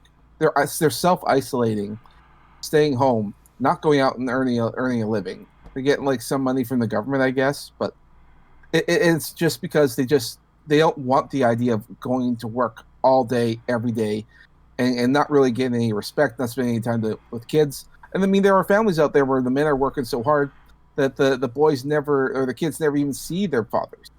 Yeah. That's how bad it is. And a lot of them just decide we're not gonna do that. In human development, like once you've met all your basic needs, food, water, shelter, that kind of thing, then you begin on what they call self-actualization, which is like having relationships with other people, building a family, learning how to like maintain friendships and learning like what's important to you in life, like what matters and what doesn't, being more philosophical in a lot of ways. And I feel like if you're working at the level that they are, there's no way to self-actualize. Like you're missing a developmental stage. And you're literally working and then sleeping. Yeah. That's and it. I've done that. I don't even remember that year. I worked like 16 hours a day or 80 hours a week for a while. Not 16 hours. They do have those things like those capsule hotels where guys are just so tired they can't even make it all the way home. They just go to a hotel. Yeah. They spend, I think it's like $10. You get a little capsule. There's a bathroom with a shower and all that. Clean yourself up, pass out, get up, and go back to work. Mm-hmm. It's horrifying, and that's why it means so much if like you have a partner who can come over and say like, I miss you here, I brought you some lunch. I mean, that means so much more. But a lot of these, because they're not in relationships, they're not going out and doing also that. They're encouraging women to do the same thing. as opposed to being housewives. So like the women are also like going out and getting these 16-hour-a-day jobs where they're not home at all, and so like how can anybody have a relationship if nobody has time? Mm-hmm. Yeah, they're a victim of their own success. So they can have all the stuff they want. Well, and circling back on the whole like their pornography situation. I mean, if you have people, because a lot of these books nowadays are being made by people who have never had a relationship, and so if their imagination is running wild with no experience, it tends to go in strange and bizarre directions. Yeah, that's weird. That's a good point. And these are books that are also being made by men and women, so it's not just men who are doing this; women are also doing this, and they both have different perspectives on these things, and they go in strange directions, and that's like when you look at their pornography, and it's so bizarre, especially with the whole like Lolita stuff and all that. These are all side effects of people escaping reality and just looking at the way the society is going. It's all power fantasy. Well, sort of. I mean, and like, don't be surprised if we see similar stuff happening on our side of the globe because people aren't going into relationships. We're going to have similar issues, but it's going to be for different base reasons. Yes, and I think one of our I don't know if it's a saving grace or not, but we have pornography, and that fulfills a lot of our needs. Well, I think feminism is doing a lot of the same things to people in the U.S. and Canada, the Western world, so to speak, as what's going on in Japan. In Japan, it's not necessarily feminism as much as just like they figured out, hey, we can make everybody work and make all this extra money, and everybody's so much more wealthy. Mm-hmm. Well, it doesn't help that things are so expensive nowadays. I mean, a basic household, both parents do have to go out and work just to keep something running, and that's really not good. Here's the thing, like these companies are basically being able to use slave labor that they outsource to like China, Japan, or not China, China and India, not Japan. Those are the two main ones, and now partially Africa, different countries in Africa. And then they're charging more for products that they pay less to make. Because they've put everybody else out of business. There's no small companies to compete. You know what I mean? Yeah. Like it's a sad reality. Like you can buy the Energizer batteries from there, or you can look for like a small company that puts out batteries. They're gonna have to charge even more, even though the Energizer's now making like 200% of the profit they were like 10 years ago. It's like their prices aren't dropping because they don't have to compete. They just have to drive everyone else out of business. Well, it used to be when the factory jobs were over here. Even if you had like a very small amounts of education, like you haven't done too much, you could still be an absolute moron and work a factory job and bring enough to support a family. So I mean, like getting factory jobs to come back would be great. It'd be better to help the local people here than people in another country. Well, which would be the prices would not necessarily have to change. It would just change the percentage of profit that people are sharing in, essentially, for all the work that's going on. If you look at it as a gestalt as opposed to like individual things.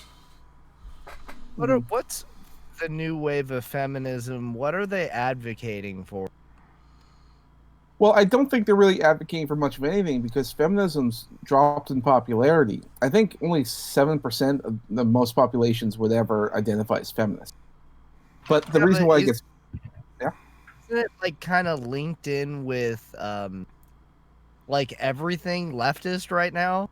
Like it seems like feminism is just so entwined in everything. Yeah, well, okay, the general population has moved away from feminism. But feminists and various different people are still in places of power, mostly in education and in business.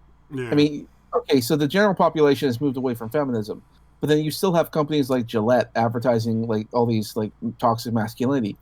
Society has already moved away from that, but these people still need to justify their work. They still need to justify it, so they still work in advertising and different places. And we're seeing like people are fighting back on this, but I mean the real problem isn't so much like the population, is these people are still employed. They got all this education, and it was a big thing when they were in school, but we've moved away from there. But culture and business and all that stuff is taking a while to move away. Yeah, it's like ladies like that Star Wars lady that just need to be fired, and they're incompetent. They can't do their job that they were hired for. Yeah, like feminism is literally killing Star Wars, and very similar. It's about to kill the Marvel universe as well. So. Yeah, I watched. I'm sure you guys know this guy, the Quartering or whatever. I watched his videos. Yeah, I've been on streams with him a few times. Yeah. Talk to that guy. I like that guy. Yeah, I've talked to him. Well, that was when he was smaller. He was just starting his boom. Yeah, no, I talked. He would do live streams with people. That was back on when we were. I think it was still the Cunt stream, or maybe it was when we were the. Oh yeah, your stream that you were on, Smudge. Yeah, that was actually pretty popular. Yeah, we did okay for a bit there. We had the Quartering on there, and he was doing really good for himself. So he helped Sinatra out because Sinatra says he gave him a couple $100 for his kid's Christmas. So yeah, no, Quartering's a good guy. But yeah, what do you guys think?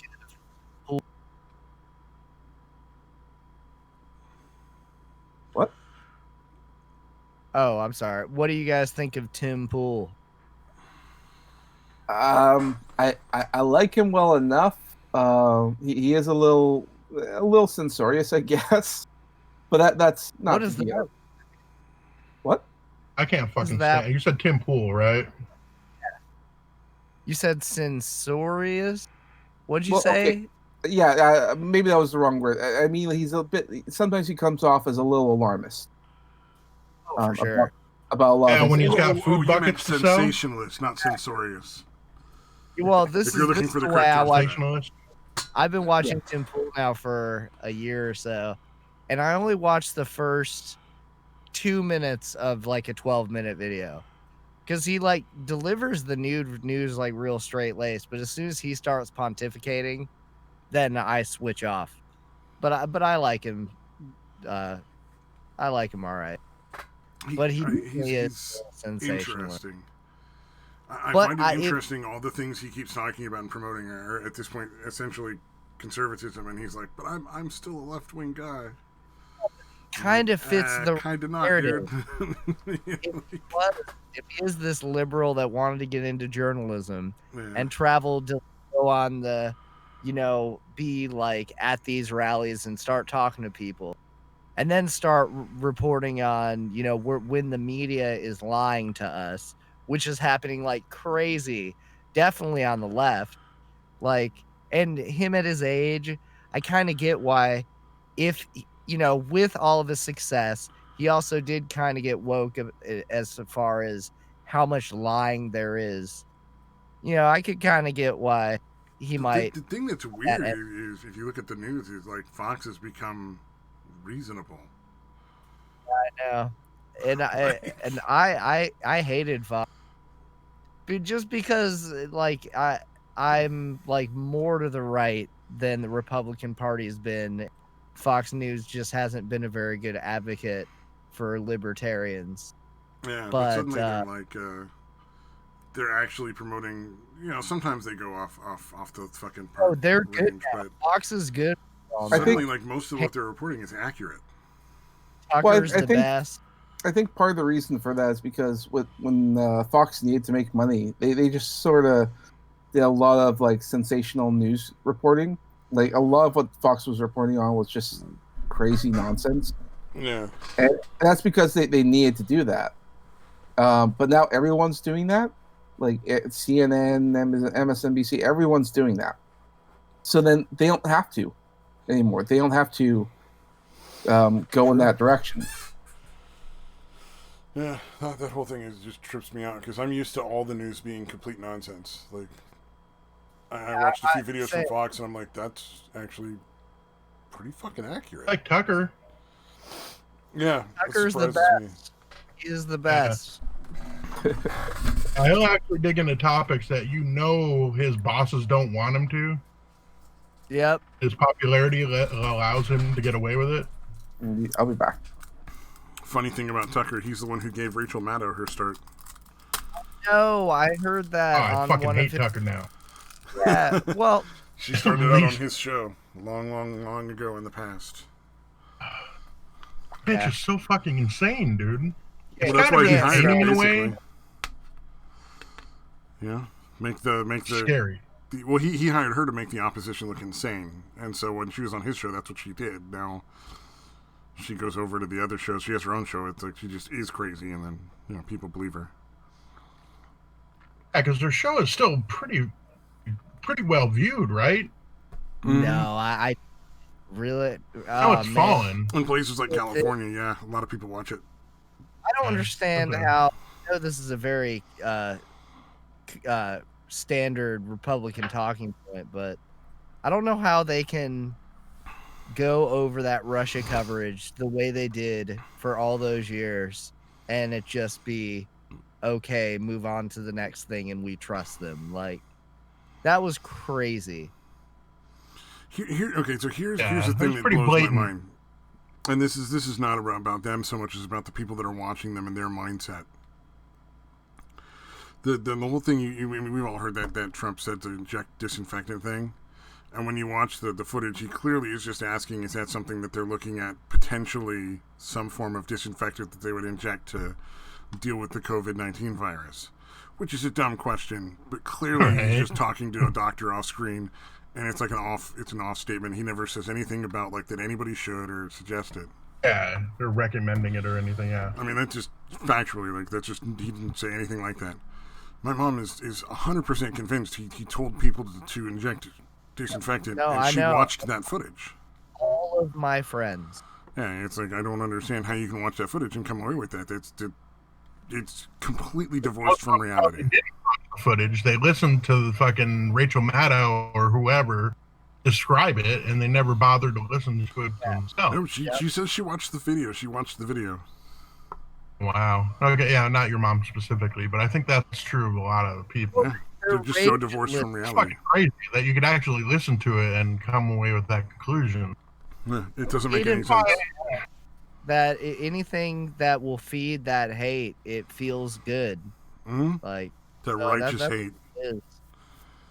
Yeah. This is why I don't want to consider myself part of any of these fucking teams, because I don't want my fucking brain to shut down and to just fucking believe whatever my side's believing. Speaking of teams, that's why I had to stop listening to Revenge of the Sis.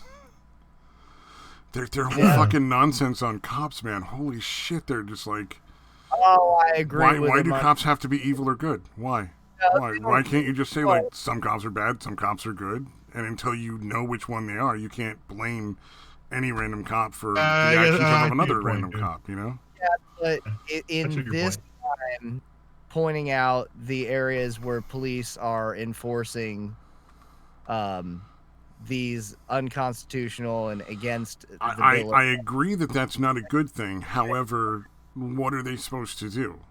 Just give up their jobs and starve their families? No, they wouldn't have to. Corrupt laws and bad training, it's not their fault.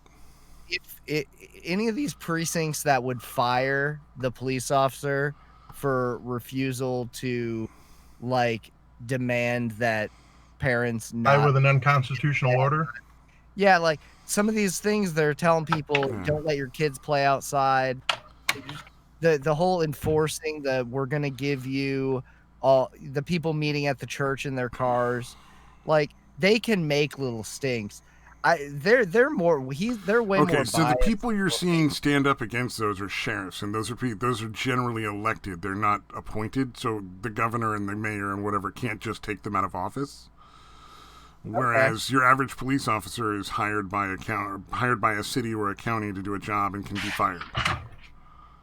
So that's the difference between those two situations. Suspension is like it. I don't know. I mean, I get what you're saying. I agree that it's terrible what's going on, and I think that those cops are doing the wrong thing. But I understand the situation of, like, this is your job. Especially right now when the quarantine has shut down so many businesses, what else are they going to do? Are they just going to stop being able to take care of their family? It's a terrible situation, and no one should ever be in it. But precinct, though. If they fired that police officer for saying, I don't want to make a big political deal about this, I'm not going on the news, but I can't, with good conscience, enforce this order as this is going against the rights. The smarter thing is to just look the other way whenever you can without making a big social stink over at the thing. And For like, sure. I'm curious. There's more. Like, what would happen if you're like, hey, can you get someone else who's willing to do this? Because I feel like this is unconstitutional, and I'd be a part of it. You know what I mean? And I would say most. I wonder if they would just get fired for that. I don't think they would. They'd be put on another beat or put in some other fucking. Cops, it would probably depend on the political leanings of the person who runs whatever like city or county they're employed by. Like the more left they are, the more likely they would be to be fired. I would say more often than not across the country, even in some of the states with the severe lockdowns, I would bet you that the majority of the police to public interaction has been like not authoritative, like what we're seeing, that like Revenge of the Sith is illuminating. Yeah, and it's important to point that out, and it's important to say like, hey, that's bad. What I don't agree with is the concept that you just put everybody in a camp. I think that's a childish way of looking at the world. Like, these are the bad guys and these are the good guys. And we, like, even with the left, it's like, yeah, there are parts of the left that are bad. But there are also parts of the left that are just regular, everyday people working a job. They just want to make the world better. I looked up after Revenge of the Sith. They were talking about show us the good cops. Yeah, there's thousands of videos out there. I looked up and found one of this, and he had a great speech. And then their next episode, they played the video of the sheriff that was talking about not enforcing the law because of the constitutionality of it. And and then they were basically just saying that he was a fucking piece of shit too, because he was a cop. Well, the reason that I had a problem with his message is he was talking about at the end of it about how he doesn't see that it's necessary, when he should have doubled down on the constitutional part of it, for sure. Exactly. It's the rights of these people have to stop weighing in on the effects of this. They don't have the right to do what they're doing. And I also don't agree that it's the police's responsibility entirely. I think us as a society are responsible for electing the people that make those laws and those judgment calls too. So I agree with what you're saying. Like, you know what? We elected all these corrupt people over the past like several years, and they've slowly degraded the laws and encroached on our rights. And the training has been terrible for the police. But fuck you. It's your job. Fix it. Should have been way more protests going on. The American takes I don't know. They bought a powerful federal government. If enough people were protesting, the police could join them, and their jobs would probably be safe, and they wouldn't have to worry about like, and now my family doesn't eat. So it takes two to tango. I just don't agree with calling any group of people, unless it's obvious, like obviously like pedophiles or something like that. But cops have a very hard job these days. Especially these days. I just don't like that. I don't like that every argument has become so derivative that we have to just narrow things down into this kindergarten perspective of good and evil. And it's both sides are doing it at this point. Yeah, I agree with that. Hey, are you trying to jump in and say something, Sinaj? No. Sinaj, no. Sorry. Yeah, if somebody wants to throw in, I'll shut up. I just went to the bathroom, and so I just got back. So it's all good. Yeah. Other than that, I like Revenge of the Sith Days. It's not like I can't stand listening to them. I just like I have to stop listening while they're still on this weird cop kick. It's not like I agree with everything they say either. Yeah. There are a couple guys in their 30s. Like, seriously, like I never get information or am interested in someone's opinion if they're like my age. I've always wanted to hear older people explain things. But no, I do really like those guys a lot. Oh, but everything else I've listened to is hilarious. Dude, I don't. That was like a weird I kick. listen to them because they're entertaining. That's why I listen to them. Yeah. It's not easy not to be form my opinions or any of that shit. Oh, like fucking, what is it you hear from Steven Crowder now? He always talks about how we only punch up with our comedy. We never punch down. And he's starting to use like problematic and all the social justice warrior lingo. He will use any opportunity to talk about the craft of stand-up comedy. I hate him so much. You're definitely so fucking phony, dude. You're definitely on the right stream. Oh man. Yeah. She was like, dude, you're not being genuine at all. No. My favorite is when Alex Jones just like showed up to what he was recording. Dude. That was so funny. That's one of my favorite things is seeing fucking Crowder being upstaged by fucking Alex Jones. Dude, upstage to all hell. It was crazy. Is there anyone Alex Jones wouldn't upstage though? Yeah. Oh yeah, dude. Yeah, dude, he's so fucking charismatic and he's so larger than life, dude. It's just funny watching him be so uncomfortable with it, trying to pretend like he's cool with what's happening. Like, fucking endlessly entertaining. Yep, good breakdown, good analysis. He has that laser-like focus and like confidence of just like he's gonna fucking do that. He's gonna kill someone or he comes off as a bad man to me. I mean, I just might hate his comedy with using double. Crowder. Okay. Crowder. Oh, okay. You're going with Alex Jones. Yeah, I was talking about Alex Jones having like that crazy confidence and that like see that laser-like focus of just like there's nothing to stop him. I think you could put a brick wall in his way and he just fucking walked through it if he felt like he needed to. It's just so intense. I just have gone back and forth on Alex Jones so many times over the last like 15 years. And like now, like me too. I was really excited to hear what his perspective was as soon as we went into this. And he's just ranting and just being sensationalist and trying to trend. That about like I'm looking at my neighbors. Dude, Alex, you run the companies that sell the stuff that get people prepped. He's got a prepped person in the whole world. He's more ready for this than anyone. 100%. Yeah, so then I'm like, okay, it's entertainment. It's not info news like they keep representing. But another thing, Revenge of the Sith pointed out that one guy that works for InfoWars, and that guy's pretty good. I like him. So I guess there's some I don't know. I don't know how much of Alex Jones's theater and how much of it is him trying to convey something real. Yeah, well, for the longest time, I felt like he, had some shit that was actually like truthful, and then he did these weird histrionic theatrical things to almost like discredit himself. So like, and you almost had to weed out what was true and what was just him bullshitting. I'm not conveying the thought properly.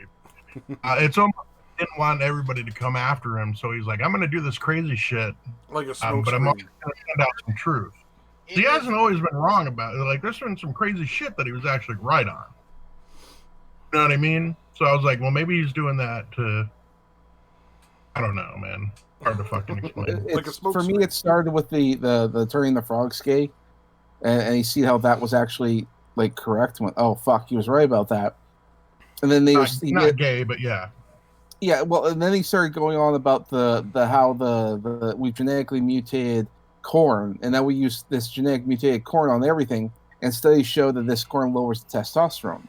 And if you look at the rates of testosterone in men, it's been going down. It's around the same time we started using this corn and everything. So, like, if you eat products that have corn in it, it's going to have this corn mixture in it, and that's why the testosterone level is going down in men. If you eat any product that's even remotely sweet at this point, like it's almost all corn sweetener. Yeah. So I mean, there you go. That tells you what to look out for. So, like anything with corn syrup or whatever, avoid it if you can. Which is terrible because corn syrup is in everything. Yeah, the high fructose corn syrup is pretty much all they use. Exactly. Glad Pepsi's at least putting out shit with real sugar as an option. Well, and that was the other thing. They stopped using sugar in a lot of products. You can eat chocolate bars now that don't actually have chocolate in it. It's artificial chocolate. I wonder what that tastes like. Oh, I guarantee you've had it before. I mean, like a lot of chocolate chips there now are artificial chocolate. A lot of the chocolate bars. I mean, most of what you eat nowadays is artificial. So it's like those gas station blueberry muffins. There's no blueberries. It's just blue coloring and flavoring. Yeah, exactly. That shit pisses me off. The fake blueberries and the blueberry muffin. I'm with you. Yeah, that's insane. Yeah, I think it's just about at the point where if you want a muffin, you probably should make it yourself. I can't. Go to a bakery that's like a small bakery that's actually using like real sugar and eggs and cream, And that's why, like, when I started listening to this stuff with Alex Jones, and it turns out he's correct, and the more of his stuff I listened to, I had to stop listening to it because it was too frightening for me. It's too real, because if he's right about all this, what if he's right about that? And if he's right about that's frightening, terrifying. But there are things he goes on tangents on that I feel like I know he's not right on. Like, for instance, if you've ever heard him talk about the Nephilim, which are talked about in the Bible as these demons that came fallen down angels. to Earth, and the fallen angels came to Earth, and had babies with man, and created this line of giants.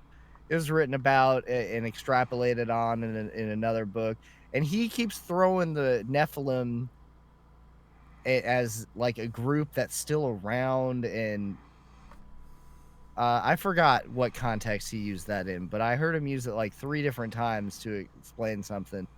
But Alex Jones, I turned on him because of he kept ranting about like kids getting stole and the Jeffrey Epstein stuff, and then I thought he was just being sensationalist about all of that, and then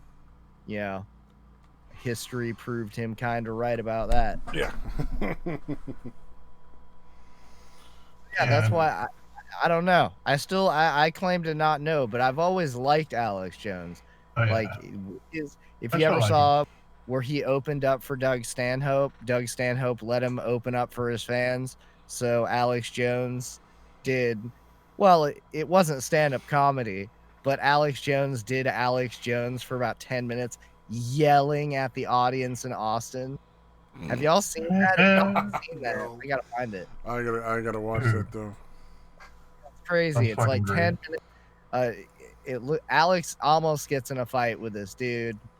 It's a really great video. It's back 2006 probably. Oh, I pity anybody that wants to fight Alex Jones, man. Oh, dude, I know, dude. He look at him when he tears his shirt off. He tears his shirt off, and you're like, that dude's fucking ripped. I remember he's a little chubby, but years younger. Fuck. I remember when he was going after the Young Turks, and like Cenk Uygur almost like jumped on him. Oh, he did a whoop chunk. Oh, where Jimmy Dore spit on him. Oh, that's right. Oh yeah. I remember that was like Jimmy Dore spit on Alex Jones. You didn't know that? Right in his face, dude. Jimmy Dore spit on Alex Jones. Right in his face. What? And then like a pussy ran. That was what, back 2016 maybe? I like Jimmy Dore. He's one of the guys on the kind of too. I like. I don't know. I lost all respect for him a long time ago. I mean, that was a tough one, dude. Spitting someone's face. He calls out some of the leftist nonsense, even when he's a lefty. And I don't know it, but Alex Jones is very when he gets into it with people, he does kind of like get super aggressive. Oh, so yeah. I can kind of. But him spitting on him was. I can't see the context where it's okay to spit in his face, but I don't know. I didn't see it. It wasn't really called for. They were just irritated that he crashed their fucking party. So he went on to their fucking show. Well, it was at Politico, and that's where a bunch of people were there, and so it's to be expected he would be. I think he's one of their conventions, wasn't it? Yeah, it was Politico. It was a political convention. People go. No. I mean, like either the Republican or the Democratic. Yeah, no, I'm gonna go with you. My memory sucks. So If I remember correctly, he basically Alex Jones wasn't allowed to have a spot at Politico, but like things like the Young Turks were, who are obviously they're just propaganda. They're not any actual news. Everything they say is completely lie. So I mean, he was basically confronting them and calling out their bullshit. I watched them for a while, dude. Actually liked them, but then eventually realized they were full of shit. Well, they weren't too bad, and then they struck a deal with Al Jazeera. No, wait, no, sorry, it wasn't. Yeah, it was AJ Plus. No, sorry. Yeah. And AJ Plus is the political news wing of Qatar, and so once that happened, it was like all anti-American sentiment after that. Yeah, they had respect back then, but not anymore. Yeah, one of the only times I've ever really genuinely liked Steven Crowder was when he did the impression of Chunk Yogurt. Dude, Cenk was on stage doing whatever he was doing, and Crowder comes into the room dressed up as fucking Cenk. See, that sounds. Dude, that was fucking great. That was amazing. It was fucking brilliant. I'll give Crowder that. I'll give credit for that. That sounds awesome. Cenk was so fucking mad. If he'd been a cartoon, steam would have been blowing out his ears. It was. It's similar to what Crowder does with Alex Jones upstages him. That's what he did to Cenk. Yeah, essentially. Trying to pretend like he wasn't pissed when you he couldn't play it off, dude. I don't know how you get mad at Alex Jones. Alex Jones is like a force of nature. Like I mean, I've seen him in enough interviews at this point that, like, genuinely, I don't feel like he would ever get mad. Maybe he does, but I don't think he plans to upstage anybody. It's just such a fucking force. It just fucking happened. You got to stand up for Alex Jones because everyone is against him. If he was successful, then you can hate on Alex Jones for the shitty. You know what I'm saying? I think the thing that sets Alex Jones apart from everybody is whether what he says is true or not. He 100% believes what he says. Yeah, exactly. He might be mistaken, but he's not lying. Exactly. I agree with that. Well, I think you have to sort of stand up for the guy also because he was banned from like every platform. That's what I'm saying. All at the same fucking time. And the funny thing is, of all the people they could have banned from every platform, they picked the one who would absolutely get more popular because of it. Yeah. I just think like because he got banned all at the same time, which makes zero sense. Like why around then? Unless, of course, it's because, and the theory being is that he was very effective into getting people interested in Donald Trump for president. And maybe, I don't know. I heard too. I mean, I don't know if that's true. We don't know. There wasn't like much of a response, but the response we did get is that it was because of the whole Sandy Hook kids. He said like he didn't actually for that. Well, he was taken out of context. I mean, he just sort of said, like, because you have to remember there are disaster people who go out there and they film disaster scenes. It's their job to do so, to make it look like, oh, there's responses and stuff. Crisis actors. What? They call them crisis actors, yeah? Exactly. And he was talking about crisis actors. And those are real. We found out they're real. They exist. They go out there to film, like, fake crisis scenes to make it look more dramatic or whatever. And like he brought that to attention, and that's real. Yeah, but Sandy Hook, I think he was okay. I was listening to Alex Jones during that, and he harped on that shit a lot for a long time. It wasn't just like one thing. I mean, I don't know if he was fed the story, but he definitely believed it. I mean, he was like getting into it with people, like debating them, that people that like lived in the area and stuff. I don't think he should have been removed from the platform, but I remember at the time being like, oh shit, I think this is real. He needs to stop talking about this.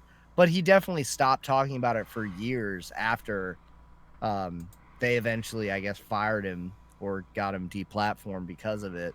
But he did harp on that shit for a while. And that's what I wanted to ask you guys, if you guys thought maybe the Sandy Hook thing was like a fed story to him to get him to go off on that, because that in my eyes made him not credible at the time. That was one of the reasons I stopped listening to Alex Jones. He wouldn't stop talking about that, and I thought it was real. I don't know if he was fed the story, because everyone didn't really have much information at the time. It was still ongoing. So I think what more happened is he ran with what information he had available, just like everyone else. I think the reason why he got banned was wrong. I don't think it made any sense. And then, like you said, that the story had been around for a while. So like, why run with that story if it's it's been there for a while? For U.S. based companies, especially, to try to basically shut up his voice. Yeah, they shut him up specifically, or they were just testing out to see how it would work for them to, start choosing who can speak and who can't on their platforms. And it worked. They've been doing it ever since. Yeah, basically, it worked with Alex Jones because nobody really did anything about it. Well, and everyone assumed he's just a conspiracy theory nut. I mean, why bother listening to the guy? So they probably come up with excuses. I was going to say there was that exchange on the Joe Rogan podcast with it was Joe Rogan, Tim Pool, Jack Dorsey, and his well, I don't know what her job was at Twitter. The Vidya was her name, and they were on there and they were talking about Alex Jones. So they were asking why he got banned, and apparently he said all these things on Twitter that they interpreted as threats, but they were just really long, crazy insults. like I can't even quote half the stuff he was saying. Yeah. But it was this really intricate, bizarre insults. Joe Rogan's, except that and the Sober Octobers are the best Joe Rogan podcasts. I love that he had Tim Pool on for having Jack Dorsey there, and that Joe Rogan actually kind of took a little bit of a back seat. Yeah, I really like that podcast a lot. All right, I'm gonna take a minute here. I think we gotta. It's about time to call it a night. We usually go 1 in the morning. Yeah, it's almost 1 in the morning for me. It's about an hour past where we usually go, so I was thinking there's a lot of stuff to go over, but we'll have to get back to it next week. Same time. To be continued. Thanks to anybody who we actually had a couple people in the audience. Nacho Damas and Turish. Thanks for joining us, man. Right on. Looking around.